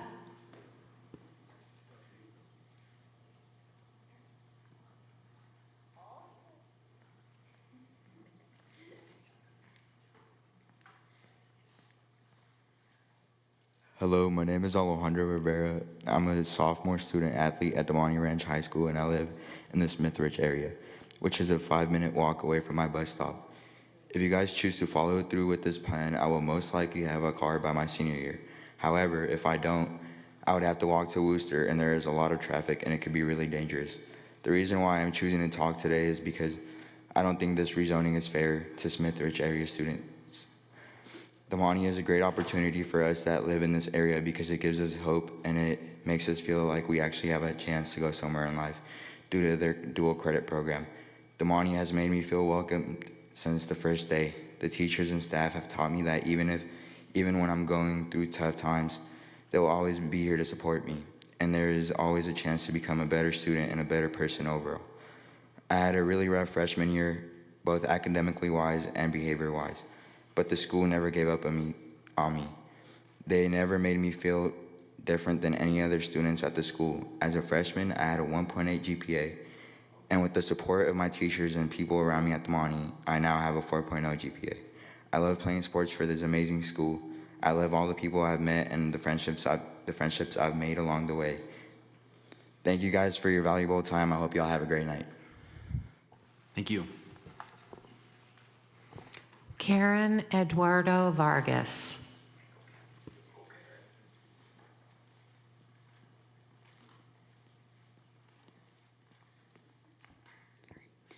Hi, my name is Karen, and I'm a mom of 6, and 4 of them are currently attending Smithridge. I'm a very involved parent in my children's education and their school, and I'm also part of their PTA. I've met so many families, and a lot of those families have the same values that I do, and they want our children to have consistency. They don't want to be shuffled around. Our Smithridge community is already low income, and they're financially stressed. And we don't want our children to stress on how they're gonna get to school or to be worried if the next year they're gonna be rezoned again. On behalf of many Smithridge families, we ask that you consider our children for DePoli and Damani. These schools will challenge our children and help many of them become first generations and great members of this community. I also want to thank the Damani students and the staff who have been standing with us and their continued acceptance of our children. And also, thank you for being here tonight. Thank you. Paula Waxman.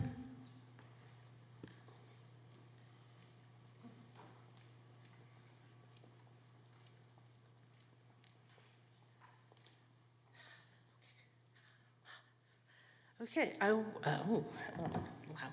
wasn't going to speak tonight, but then I found out that you're planning to make people walk from here to Worcester. Are you crazy? All I want to say about that is before you make any kids walk from here to Worcester, take a field trip, do it yourselves.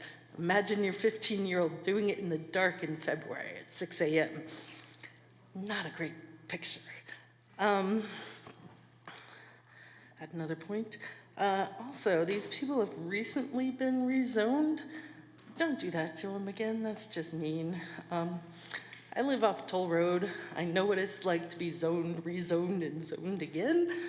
My daughter was originally started at DePaul and then DeMonte. And then her second year, we got rezoned to Galena. She stayed at DeMonte because all her people are there. But yeah, since I've lived in the house, we've been Galena, and then DeMonte, and now Galena again. They tried to rezone us from Brown to Pleasant Valley. We fought against that. We've fought the rezoning fight numerous times, and it's just not fair to do that to Smith Ridge again. That's just not okay. And also, I want to say, in addition, I'm going to join the bandwagon that's opposed to split feeders. My kids have been in some of those schools, and their friends go off here and their friends go off there, and it's just disruptive for the families. We've also been through that year-round thing. Don't go back to that. But yeah, like I said, the transportation's a huge issue. That's just not okay to make people walk that far. So anyway, thank you. Thank you. Elise Rose.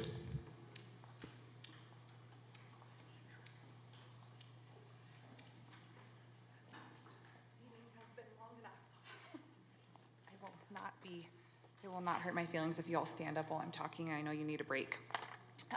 My name is Elise Rose, and I am a Huffaker parent. I also have a child at SWOPE. How is that possible? Well, I don't have a variance for him. He is actually part of the GT program at SWOPE. And I will tell you all, I bought my house in my neighborhood knowing that my kids would go to SWOPE and Reno High. I myself went to SWOPE and Reno High, and everybody on my street is some type of alum from SWOPE and Reno High. When I found out we got rezoned the first time, completely crushed me. And the day I got the letter in the mail saying that my son was accepted into the GT program at SWOPE, I literally jumped up and cried because my husband and I were having conversations about potentially moving, which was not really feasible for us, but we were willing to do that. Our parents live in the SWOPE and Reno High district as well, and they are major supporters of these schools. And I urge you all to try and think about the parents here. I know we're all talking about the children, and all of these schools are fabulous schools, but what really supports the schools is the parents. I will also be the sitting president of the PFA at SWOPE next year. As a person that doesn't even live in the SWOPE zone, I support the school every single day. I am there 3 days a week. I plan all the dances. I plan all the extracurricular fun things that those kids do at that school. I help bring food into the food bank for the children at that school that need it. And my mother is the partner in education for SWOPE and stepped up to help the school this year when they lost their partner in education. She did that because I went to this school, and she knows what an amazing school it is. And I am 2 years away from planning a 20-year high school reunion at Reno High. I also planned our 10-year high school reunion. So really think about the parents here. And if nothing else, if your decision can't be what the parents want, which is probably going to happen, unfortunately, I urge you to give legacy to the families that are already in these schools. Do not make them move. If they have a sibling that's already there, let the rest of their siblings go there. That for the parents is huge. We don't want one kid going to this school and one kid going to this school just because they missed the cutoff and aren't able to continue forward with their older siblings. So, just on my street alone, I have kids at 7 different schools. And that happened last time we got rezoned. We're at DePaul, Marcy Hers, Galena, Reno High, SWOPE, Pine, and there's another one in there. So I just urge you to take the parents into consideration here and really think about how it's affecting us, and we are the ones that drive them to school. And if we're not driving them to school, then we're driving to sporting events daily. We're driving there to support them. And it matters to us where they're at and how far away they are, and when they get their driver's license, where they have to drive. Thank you very much. Thank you. Mike Dixon.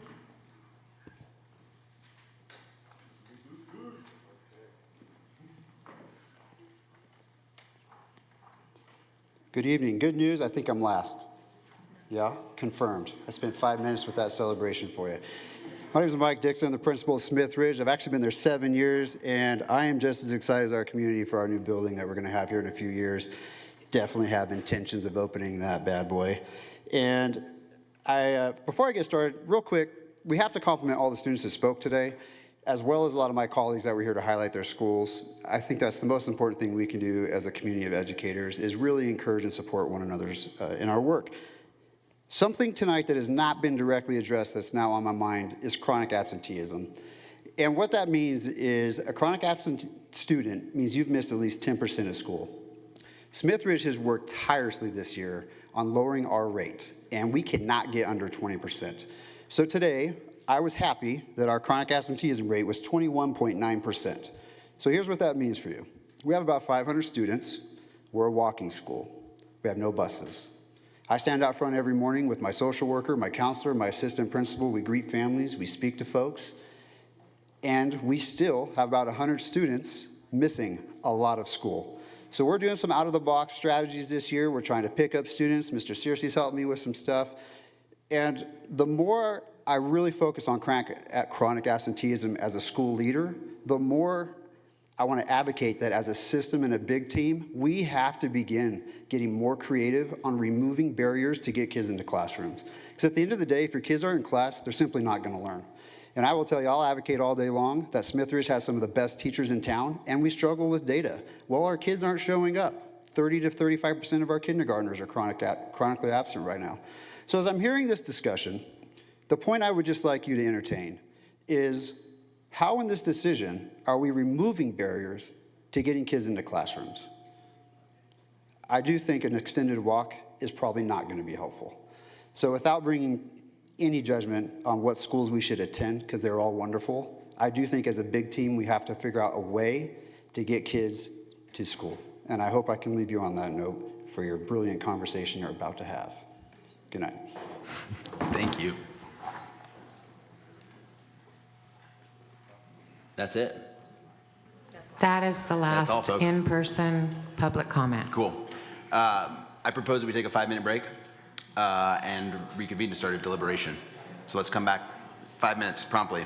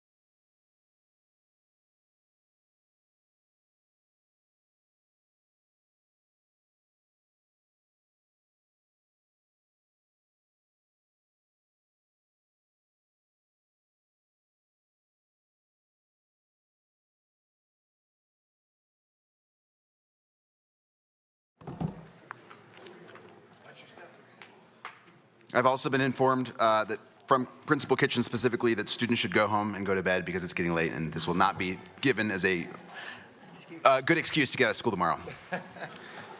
That's at least at Worcester. I don't know about Damani Ranch. Okay, thank you. This brings us to the point where we will start to deliberate and process as a group all the information that we've heard, and I will speak slowly and try to practice what I've preached. A few things as we get going. One, I'd just like to echo on behalf of the ZAC, I think the pride of just what we've observed from the community. I wish a lot of people could have just seen what we've seen from our community, but especially students. It's really impressive. And it just reiterates all of the amazing things that are happening in this school district.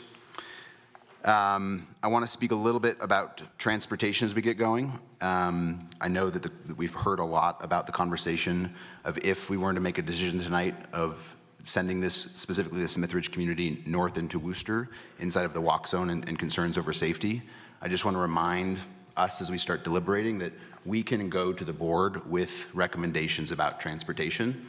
There are exceptions that they have made historically if there is a safety concern, and the board ultimately has say. So I just want to remind us that if we hear that and want to factor that in, that we can make recommendations to the board if they are predicated around safety for exceptions around transportation. A little bit came up around sort of legacy grandfathering, so I was hoping that maybe staff could just remind the community of sort of the policies around that if you are rezoned.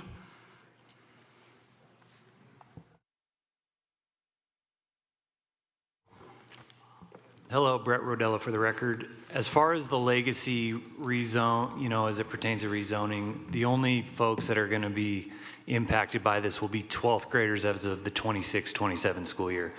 The reason being is that we're not making any changes to elementary schools, therefore 5th graders are not going to need any legacy treatment.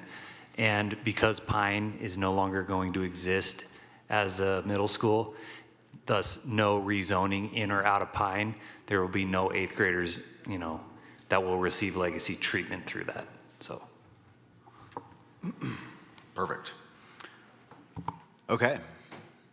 Would anyone on the committee like to open with thoughts or start a discussion? Adriana Publico for the record. I think we've heard a lot of people in support of option 4. No split feeders, no transportation issues. I like this option. I think it might be the best one on the table.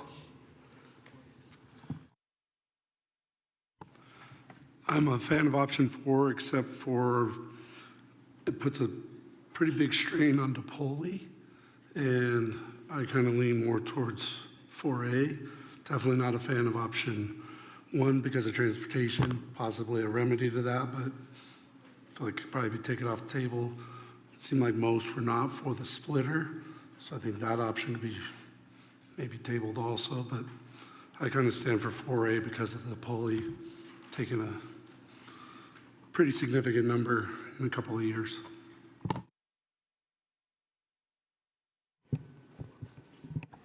I have a question. This is Kristen DeHaan for the record. With all of these options, will all of Hidden Valley be going to Vaughn? That's correct. Darren Fleck for the record. I have a couple questions. In looking at my numbers, if I'm still seeing them right, they're blurring. 1 and 5 has 2 scenarios where we end up with 3 schools. I know your projections, but 60% enrollment in the future. Option 4 and 4A only have 2 schools, that would be Worcester and Vaughn, in 60% in the future. Both 1 and 5 and or 4 represent a 20% drop, either a 20% drop if I did my math correctly, in population. And I had a question for staff too regarding middle school allocation, but high school allocation. Option 4 represents a estimated 246 student drop in allocation for Worcester and 332 for Damani, which is both about 20%, but I was wondering how many teachers that would work out to approximately. I think we'll have to have Area Soup Baker come and speak to maybe the drop in students. That's not really our lane. And then also in that case too, if as Worcester as a Title I school, if those numbers would be different than at Damani per pupil. Okay, so just for this, will you restate your question, please? I want to be clear about my response. Sorry, Darren Flecht. If I have this right, Worcester under Plan 4 would drop by 246 students. And under Plan 1 and 5, Damani would drop by approximately 330 students. So that's 20% each, but I was wondering what that would equate to allocation-wise, and if that varies with Worcester being title. Melinda Baker, Area Superintendent. I can't give you an exact number. There is a variance due to weighted funding for title, so there would not be in the same impact. There would be a decrease in allocations. My best guess would be maybe around 4, but there's a lot that goes into that. So if Worcester had if we said, okay, Worcester's going to have 300 less and Damani's going to have 300 less, I could say, okay, well, guaranteed, Worcester isn't going to lose as many because it's a solid number, and we know that weighted funding would cover the difference. Is there any other title high school in Reno? Yes, we have several. We have Hug High School's title, Sparks High School is title.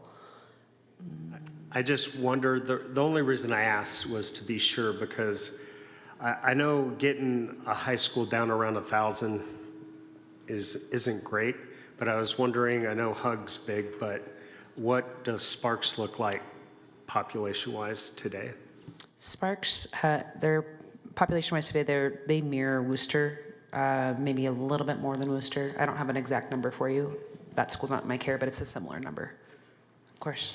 Yeah, Brett Rodella for the record. Sparks, as of most recent, is carrying 1,113 students. You're welcome. Sorry, guys, if I'll finish if that's, sorry. So in looking at this, why I would support 4 as opposed to 1 and 5, even though it does hurt Worcester and does put it down, it would put it at a school like Sparks still, which I would hope would still be operational and would lose fewer students by being title, fewer allocations by being title, even though it's 20%. In number 4, you end up with 3 high schools. Even though Worcester goes down, you do end up with your 3 high schools down here in the south that have right around 1,600. And in my experience in the buildings, if you have around the same amount of kids, you're going to have around the same amount of opportunities. Title schools have the extra funds, hopefully, to offer some of the opportunities to help with deficiencies that might come from something, I think, like the population drop at Worcester, where the other schools might not. And I think by keeping as many schools equal in size in this part of town, I think it will do well. Well, this part of town, but Reno, Worcester, and Galena, or Damani, Galena, and Reno, right around 1,600 would be a lot more equitable when it comes to allocations and programs. I could be wrong if there's anything special. The other thing I wanted to mention was that goes the same for the middle schools. I know Vaughn would be low, but HERS, DePauli would be around the same number with number 4 as opposed to 1 and 5, where I think you would have a lower drop. And I know Vaughn being title would have some extra wiggle room there with allocations, while balancing those schools with numbers would help with making sure they have the same amount of kids to offer at least around the same amount of opportunities for other programs. And that's all. Polly, will go? Yeah, Polly Boardman for the record. I'm thinking that if we want to narrow this down, I would propose 1 and 5 coming off the table. My concern about 1 is obviously the transportation. That to me is like a no. Like, I don't want these kids walking to school, and I don't know if that's something that would be rectified with a bus. I also think we've had a lot of people from Smithridge come out here and talk emphatically about being at Damani, so I don't know why we would take that away from them when there's an option that they could go to Damani. My concern with 5 is Swope is overcrowded. It's not even a school of choice, so if we're looking at so many schools that are needing students, why would we then put more into Swope when it's the only one that doesn't really need that? So I would propose that we could focus on like 4 and 4A, but it's up to you guys really. That's helpful. We have a hand raised from Cami online. Cami, do you want to weigh in?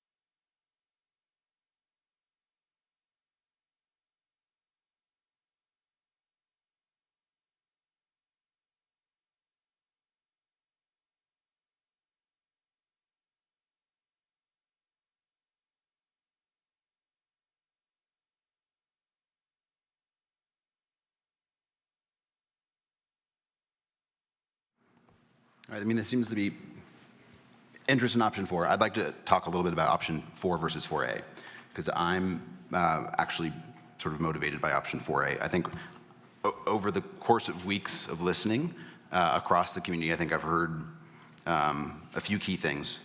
1, a strong desire from the Smithridge community to be connected to Damani Ranch. And school choice is a very powerful thing, but it's not really choice if you don't have transportation. And so that community is dependent upon that option, and if we send them north into Worcester, they lose that power. And so that really resonates with me. The second is a sort of concern of like the hollowing out of central Reno.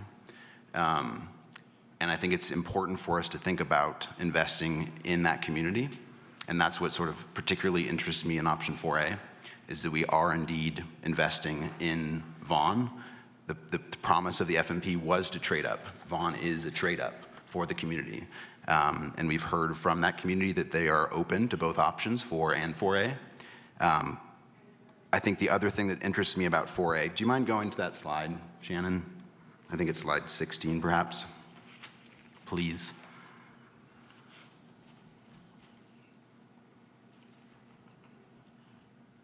Thank you. So I think the other thing that we need to think about is, because Dotson and Smithridge are both going to be consolidated in the next few years, I think it's valuable for us to think about that middle school line being established with all of that community still feeding into Vaughn. Because if we go with 4, then you're stuck with a situation in which Dotson current communities will be going into, would be zoned for Vaughn, but then they'd be at a school that is sort of in a different zone. And so what I like about 4A is it is thinking ahead to think about what's going to happen when those schools are consolidated.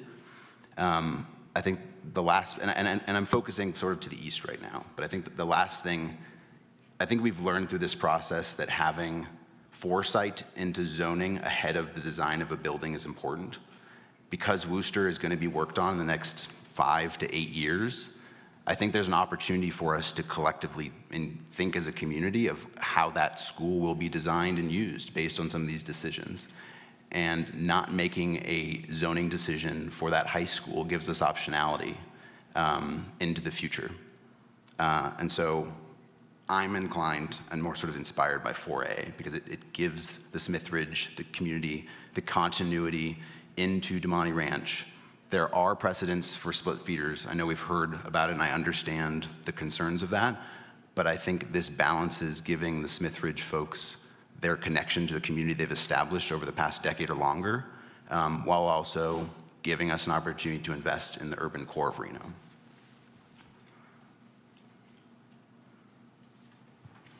Adriana Publico for the record. I think I've been confused. Which is the other elementary school that will be attending at the school that is getting built here? Is it Dodson or Donner Springs? I think I've been confused. It's been expressed as Dodson and Smithridge. Then I meant to say 4A earlier. Because those students will go to school at elementary together, we can put them at middle school together and high school, right? That's what that works, right? I mean, Okay. the high school would be split. So the Smithridge Yeah. kids would go to Damani, but then everyone else would go to Worcester. Gotcha. So Okay. there is a split feeder happening, but we've heard from the community that they're open for that. Okay. And they go to Worcester now? Which school? Dodson. Yes. Yes. Okay. Good. You can see it on the left here. So the black, Yes. is that right? Black line is Worcester? That's correct. Yeah. Yeah. Okay. Great.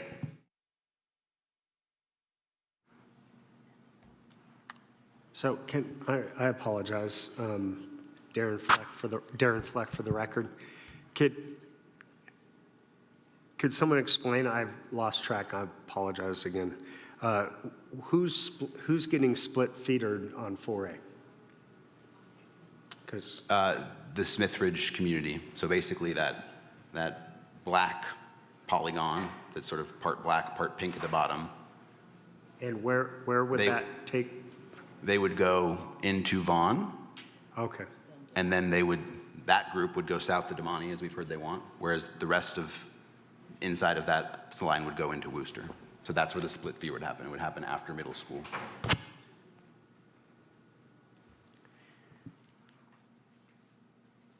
I think on the west side of Virginia Street, I think we've heard mixed things from the community. I think one, we saw the survey that half of that community still wants to go into Swope and Reno, and the other half likes to go south.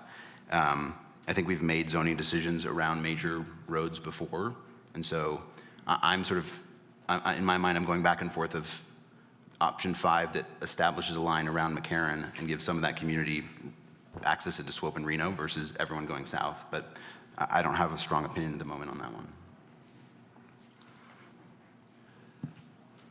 Ryan Henderson for the record. I feel like it all should go to Galena mainly because what Polly had said earlier about Swope is already overwhelmed and that's just going to make it worse. So I think just on capacity, it's already made its own decision. Plus, I believe they're already all going to hers, Galena, or is it split now? Yeah, I mean, you can see it on the left here. I mean, it is. Sorry, they go to Pine and Reno. Pine and Reno. Okay. Got it. Shannon Cole. Yep. Shannon Coley for the record. So we're certain that Dodson's going to come here? To the new Smithridge? So when the Board of Trustees approved the temporary closure of Pine, there was discussion at that point that Dodson and Smithridge would combine here. But in the beginning, there was a statement too about it still has to come to zoning. But we're just trying to be forward thinking about that. Oh, okay, just forward thinking. Wouldn't we want Donner Springs if we did, say, option 4 or 4A? Donner Springs and Smithridge would be here instead of Dodson. No. Dodson and Smithridge were always the. I think that decision's been made, right? It hasn't been made, Okay. but that was the discussion at the board meeting, right? That was what maybe could happen. You guys will still see that zoning come to you guys when that happens. And I'm forward thinking, right now, talking about this, having Donner Springs and Smithridge here. So then if they went to DePoli and then DeMonte together, so they aren't splitting up again from here.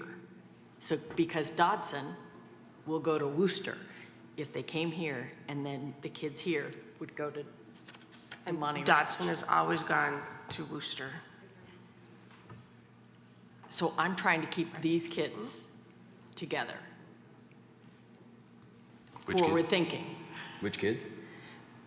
Instead of having Dodson come to Smithridge, the new Smithridge, it would be Donner Springs instead of Dodson, because then they could all go together to DePoli and then DeMonte, instead of Dodson, Smithridge, Dodson going to Worcester, them going to DeMonte. I'm just thinking forward. It's going to come to us. The best information we have right now is what? The best information we have right now is that Dodson would come here with Smithridge and combine. Okay.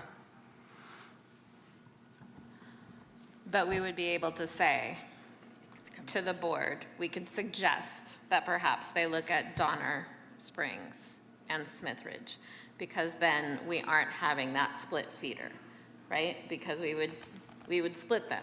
We've been talking about not having a split feeder, right? So I think what Shannon is saying, that if we have Donner Springs and Smithridge, they would both go together to DePoli, right? They wouldn't split, and then they would go to DeMonte together. If you have Dodson, I wish they weren't both D words, Dodson and Smithridge, you're gonna have a split feeder, right? Which is what people don't want. Because one would be going to Worcester, one would be going to DeMonte. Am I right? Yeah, I mean, I think, yes. Okay. Can I ask a question? Because I'm going to guess that this new Smithridge is going to be bigger, right? And we keep building bigger schools and we keep saying we're out losing kids. Is it going to be the same model as Bohatch and Polakitas? No, it will be more of an adapt on-site for that school. So it'll be different than Bohatch, than Jaywood. But are we still shooting for over 1,000 elementary school kids, or ish? We don't Or put 900? It's about 700. 700? It's not Okay. 1,000. I'm just saying you have an empty elementary school at Hidden Valley.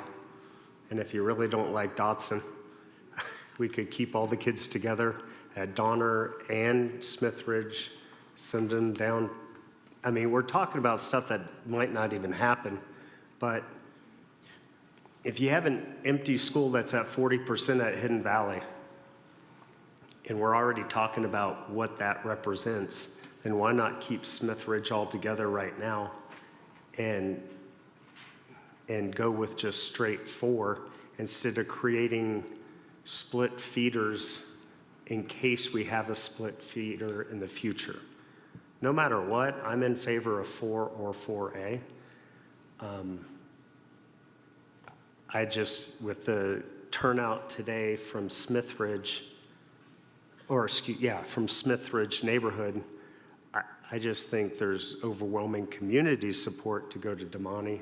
And if we can keep it simple now, then that opens up other options later that we can deal with later.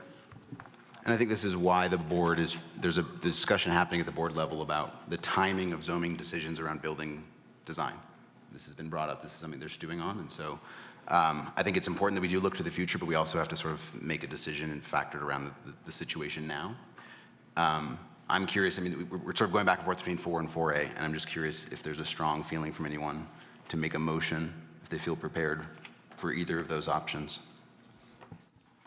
Polly Boardman, I'm not ready to make a motion yet, but with 4, when you got yellow on DePoli and 93%, I mean, what we've seen in the past is when we get into the 90s, we start getting teachers saying it gets pretty crowded. So that's a concern there. Also, the fact that we got Talus Valley, we don't really know what's going to happen there, how many students really will move in there, but that's going to be at that school too. So I don't know why we would put extra pressure on DePoli and make that one so crowded when like 4A kind of evens it out a little bit and gives a little bit more room for that flexibility. So I guess I would I think be that's a good leaning point. towards that. Gives us optionality in the south where we know development's happening.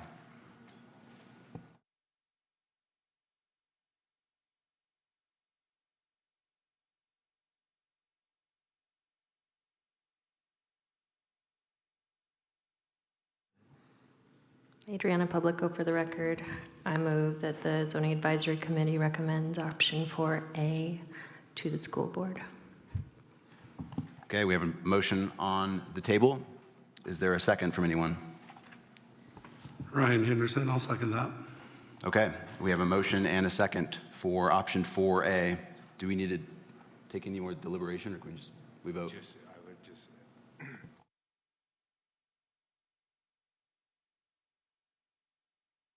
Are there any questions from the committee about the motion that is on the table? No? Kristen DeHaan for the record. So looking at the 7107, the only things that it has for options 4 and 4A are that it's numbers 1 and 2, and it doesn't have, is it 5 that talks about the split feeders? That's correct. However, you're kind of making your own point that it would split feed. So 4A is 1 and 2 and 5 that are impacted, right? I would agree with that. Okay, thank you. Any other questions on the motion? Okay, then it is time to vote. All those in favor of the motion on the table, which is to approve option 4A for the school board, say aye. Aye. Aye. All those opposed, say nay. Nay. That is 3 nays. Cammie, how did you vote? So you said nay? Okay, so that is 4 nays and 1, 2, 3, 4, 5 yays. You guys were all yays, correct? Okay, then the motion passes 5-4 for option 4A. Thank you. That concludes item 2.03 on the agenda, which brings us to closing items, which is general public comment.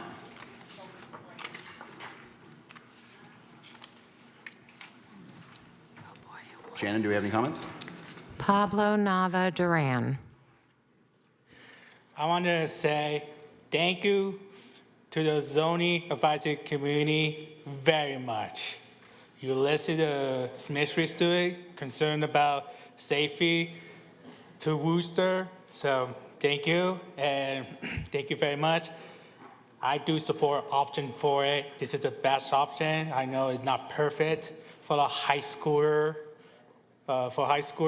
but I feel like I'm gonna try to support Von Worcester to have a little bit more to join I think I'm going to join the neighborhood advisory board on Ward 3 to get the long-term growth for Von Worcester. Despite of a low birth rate, we need more affordable housing and more childcare for this community, so we could get the certification for Central Reno community become more like a Midtown Reno.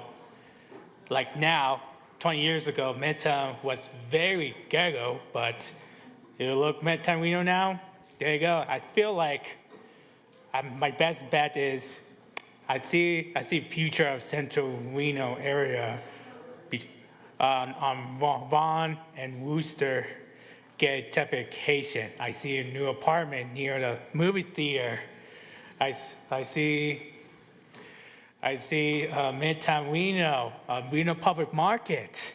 That community, it becomes and more into Poovey. But Poovey now, compared to 10 years ago, it was one down, low cost, high crime rate, not a great, not a waste of families, all kinds of stuff.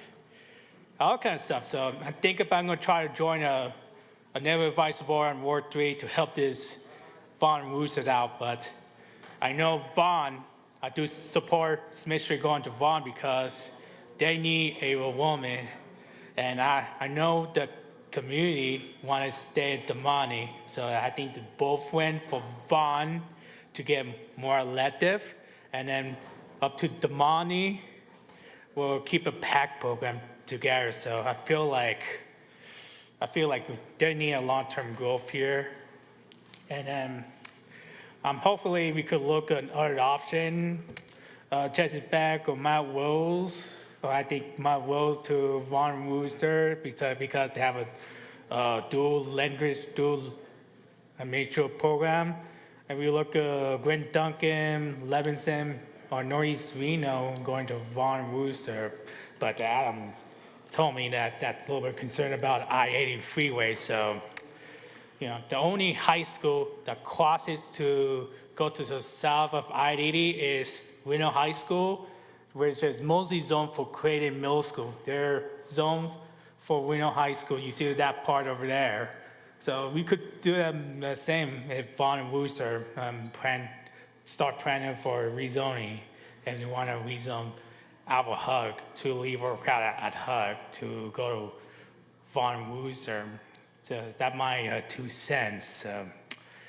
I'm happy to support Vaughn and Worcester as community because those communities are great. They're not such good, but accident, school, bilingual IB program. So thank you. Thank you. Any other general public comment? No. Oh, we have one more? Okay.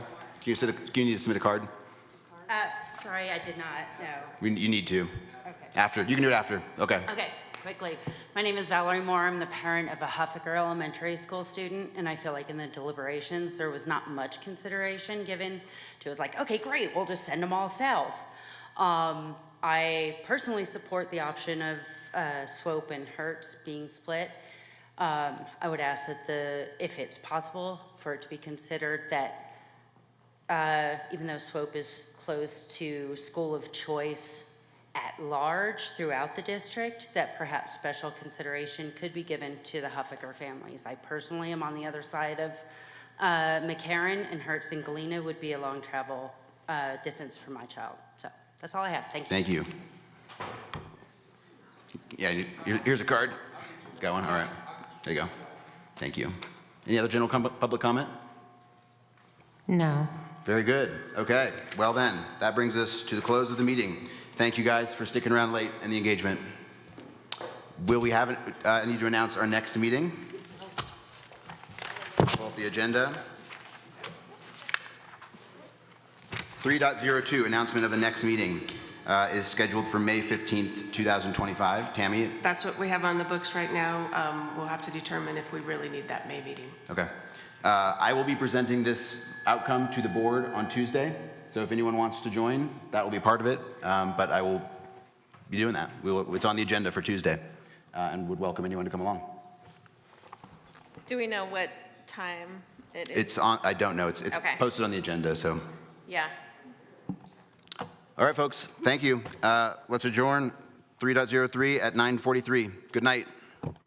And thank you.